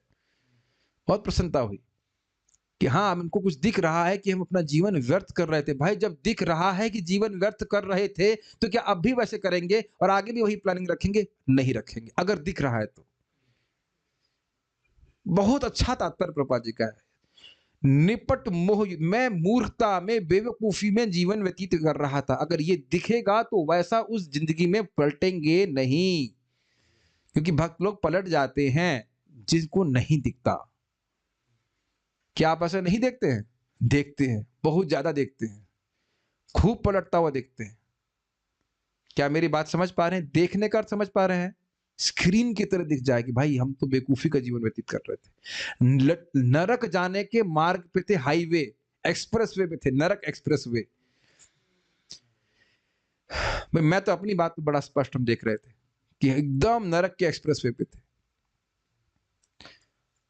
ऐसे ज्ञान के कारण ही वे आत्मानुभूति के लिए अपना घर छोड़ सके। तो कुछ समझ रहे हैं कि इस आत्मानुभूति के लिए उन्हें कितना डिटर्मिनेशन चाहिए। वृद्धावस्था, 3 बार स्नान, अग्निहोत्र, जल इत्यादि। लेकिन वो देख रहे हैं कि मैंने जो आज तक सुख के लिए प्रयास किया वे नितांत मूर्खता थे, निपट मोह के कारण ही कर रहा था मैं, इससे मुझे कुछ हासिल नहीं हुआ। मैं बार बार इस बात को एम्फेसाइज कर रहा हूं, ये हर व्यक्ति को समझ में आना चाहिए कि सुख प्राप्ति का प्रयास कर रहे हैं लेकिन सुख मिल नहीं रहा है, दुख ही प्राप्त हो रहा है। तभी इस जगत से व्यक्ति बाहर निकलने के बारे में सोचेगा और उसके लिए जो प्रयास है उसमें वो दृढ़ रहेगा। यू मस्ट बी श्योर कि ये जगत हमारे लिए अच्छा नहीं है। अगर हम जेल से बाहर निकलना चाहते हैं तो क्या जेल में ये भावना भी होने की कि भाई इतनी बुरी तो नहीं है, हफ्ते में 2 दिन तो यहां रह सकता हूं, बाकी 5 दिन बाहर रह लूंगा। ऐसा तो नहीं सोच सकते ना अगर जेल से बाहर निकलना है। क्यों भाई श्रीनाथ जी, सही बोल रहे हैं ना? जेल में उपादेय बुद्धि तो नहीं हो सकती कि ये भी अच्छी चीज, भी भगवान का धाम है, ये भी अच्छा है भगवान की शक्ति है, भगवान से अभिन्न है। फिलॉसफी तो हम सुन के आए हैं, भेदाभेद प्रकाश, भेदाभेद प्रकाश तो नहीं, अचिंत्य भेदाभेद। मुझे बहुत अच्छी बातें लग रही हैं। जितना अपने विगत जीवन की मोह की अवस्था को, मूर्खता को समझेगा, उतना ही व्यक्ति इस भक्ति में जो तपस्या है उसको करने के लिए दृढ़ प्रतिज्ञ रहेगा, पीछे नहीं हटे। जैसे यहाँ पे हम देख रहे हैं, नहीं पीछे हट रहे वो। श्री नारद देव ऐसे स्थान पर जो स्वर्गिक गंगा के प्रवाह से पवित्र था, स्वरध्वनि शब्द को बता रहा है प्रभुपाद जी ने, उनकी आध्यात्मिक प्रगति की भविष्यवाणी कर रहे थे। समझ में आ रहा है स्पष्ट? अभी सब हुआ नहीं है लेकिन बता रहे कैसा होगा। बिना भोजन किए केवल जल पीकर रहना भी उपवास करना माना जाता है। आध्यात्मिक ज्ञान प्राप्ति के लिए आवश्यक है, के लिए यह आवश्यक है, मतलब कुछ उपवास आवश्यक है। हम लोग इतना उपवास नहीं करते हैं। मूर्ख व्यक्ति विधि विधानों का पालन किए बिना सस्ता योगी बनना चाहता है। अब खाने की क्या उसमें नियम पालन करने की जरूरत है? ये ऐसा मत सोचिएगा कि हम ऐसे आपको खाली मजाक में बोल रहे हैं। आईआईटी में हमको जो योगा सिखाने आते थे, मैं मुंह पे ही पूछा, हमारे आनंद मित्र मांस मुर्गा खाते थे, हमने कहा योगा सीख रहे हैं और मांस खा रहे हैं तो क्या है? तो पहले तो खांसे खूब कैसे खांसे, उसके बाद ठीक है समझ रहे हैं? ऐसा एकदम स्पष्ट नहीं बोले कि भाई मांस नहीं खा सकते, ऐसा वो बोलते। समझ रहे हैं? ऐसा सुना गया है, नाम नहीं रख रहा है, कि यहाँ भारत का एक व्यक्ति गया विदेश में प्रचार करने के लिए, तो खुद मांस खाने लग गया, तो उसका अनुमोदन करने लगे कि मांस खा सकता है, योग करने से कोई दिक्कत नहीं है। हमारे तनिष्ठ बता रहे थे, जो व्यक्ति मांस खाता है वो मांस कितना 20 साल तक उसके शरीर में पड़ा रहता है, पचता नहीं है। 20 साल बता रहे थे आप? 20 ईयर्स दे अंतर, दे के अंदर एक दे बताइए। तो मेरा तो दिमाग ही हिल गया सुनकर। हाँ, तो अब वही मुर्गे अंदर से बाहर प्रकट होंगे, जो खा रहे हैं वो काटेंगे उसको, कह रहा नहीं आओ, एक अलग बात है। बट बिना इंद्रिय संयम किए हम योगी नहीं बन सकते। सर्वप्रथम जिस व्यक्ति की अपनी, क्या लिखा इसके ऊपर, दिख नहीं रहा कुछ, आप लोग दिख रहा है क्या? ब्लर था हो रहा ना, जीप जैसा लिखा है कि जीप, मैं कहता जीप पे लगाम लिखा हुआ है, जीप लिखा हुआ है ना, जीप जीप है, जीप है कि जीभ है? हाँ, तो भाई अब आप लोग आप मीटिंग छोड़ दीजिए, बहुत हैवी बातें आने हैं। वह कभी योगी नहीं बन सकता। सबने सुन लिया ना? सर्वप्रथम जिस व्यक्ति की अपनी जीभ पर लगाम नहीं है वह कभी योगी नहीं बन सकता। भोगी तो पहले से ही है। नहीं, खाना छोड़ना तो संभव नहीं है पूरी तरह से, लेकिन प्रसाद के अलावा जो और कुछ खा रहा है, अब कहे वो भक्त बन जाएगा बड़ा अच्छा वाला, तो बहुत मुश्किल है। योगी तथा भोगी 2 विरोधी शब्द हैं। तो अब देखिए, ये सब तो गृहस्थों पे भी अप्लाई होगा। अब ये एकदम क्या लक्ष्मण रेखा नहीं, पत्थर की तरह लकीर हो जाना चाहिए कि हम अगर कोई किसी को बुला रहा है कि शादी में आओ, यहाँ जाओ, पहले बात तो पहले मना कर दीजिए, और अगर जाना भी पड़े तो कहें हम खाएँगे नहीं कुछ। भगवान के प्रसाद के अलावा हम कुछ नहीं खाते। हाँ, कुछ भी बोल कि मुँह में कोई ठूस तो नहीं देगा आपको। हाँ, है कि नहीं? ऐसा तो नहीं कर रहा है। ये सब अपराध होता है। भक्तों की बात कर रहे हैं। भोगी अर्थात जो खाता पीता मौज करता है, वह योगी नहीं बन सकता। ठीक है? क्योंकि योगी को मनमाना खाने तथा पीने की छूट कभी भी नहीं है, शादी पार्टी में भी नहीं है। योगी गृहस्थों को भी बोलते हैं, ध्यान दीजिएगा, भगवान गीता के 6 अध्याय में बोलते हैं कि जो व्यक्ति योग में अपूर्ण रह गया वह योगियों के जन्म लेता है, तो ब्रह्मचारी के तो नहीं ले सकता ना। स्पष्ट शब्द है कि नहीं? योगी नाम, योगियों क्या जन्म लेता है, तो योगी मतलब भगवान के भक्त। तो अभी मत कहना कि योगी तो मतलब धृतराष्ट्र की तरह जब बुढ़े हो जाएंगे, जब गंगा जी के तट पे रहेंगे तब योगी बनेंगे, नहीं। गृहस्थ जीवन भी व्यक्ति योगी रहता है। तो इसलिए खाने तथा पीने की छूट कभी भी नहीं है, जब मन में आओ जो चाहे खाओ, ये सब नहीं। हमें इस बात पर ध्यान देने से लाभ होगा कि धृतराष्ट्र न केवल जल पीकर तथा एकांत में बैठकर भगवान हरि के विचारों में तन्मय होकर हमें इस बात पर ध्यान देने से लाभ होगा कि धृतराष्ट्र न केवल जल पीकर तथा एकांत में बैठकर भगवान हरि के विचारों में तन्मय होकर कैसे अपना योग प्रारंभ किया था। समय हो गया है तो इसको हम कल ले लेंगे, है ना। हाँ, योग कर रहे थे ताकि उनका मन केंद्रित हो। मन अभी बहुत फंसा हुआ था भोगों में तो मन केंद्रित हो जाए और वह भगवान में लगे, इसलिए अष्टांग योग का अभ्यास कर रहे थे। अब आप लोग बताएं तो ये श्लोक भी हम ले लें या फिर लंबा तात्पर्य, इसको जल्दीबाजी में नहीं करना चाहते, बड़ा अच्छे बातें इसमें बताई गई, उसको हम कल देखेंगे। कुछ भक्तों के कुछ कमेंट्स हैं, उसको मेरा एड्रेस कर लेते हैं। कुछ नहीं है?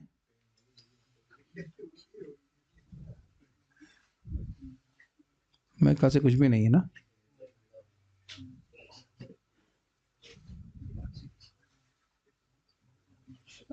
ओके, ठीक है। क्या करना चाहिए? एक श्लोक और ले लें, मेरे ख्याल से पारायण भी करना है तो। We should also avoid fruits and salad when we are required to visit some wedding. भाई देखिए, बात फल की नहीं है, बात यह है कि वह अर्पित नहीं है। अगर भगवान को प्रसाद नहीं लगा है तो फल भी क्यों खाएं, बताइए, क्या जरूरत है फल खाने की? फल भगवान को भोग लगा दीजिए, ठीक है ना। जैसे गृहस्थ लोग साधुओं के संग में न आने के 1000 बहाने कर देते हैं, ये था, वो था, वह था, ऐसा वैसा, इसी प्रकार से 1108 बहाने आप लोग डिफाइड करिए। सर में दर्द था, मेरे पेट में खराबी था, पत्नी की सब तबीयत खराब हो गई, शादी नहीं जाएंगे, क्या होगा? एक शादी में आप जा सकते हैं, अपनी शादी में, और अगर शादी हो चुकी तो मत जाइए। अजीब सी बातें लगती है, लेकिन एक्चुअली वो खैर बोल नहीं सकते, आपको समाज में जहाँ पे रहना, जहाँ पे जाते हैं जा सकते हैं, लेकिन खाई तो मत, कम से कम खाने की कोई जबरदस्ती नहीं है ना, ठीक है भाई। हम तो बताने के लिए हैं, बाकी पालन करना नहीं करना वो आपकी इच्छा, जैसे करना चाहें, लेकिन प्रसाद नहीं, प्रसाद के अलावा कुछ और ग्रहण करना ये बहुत नुकसानदेह है। मेरा मन कर रहा है एक श्लोक करने का, लेकिन फिर आज का पारायण छूट जाएगा तो हम यहाँ रुकते हैं। श्रीमद् भागवतम की जय, श्रील प्रभुपाद की जय, ताई गौर प्रेमानंदे।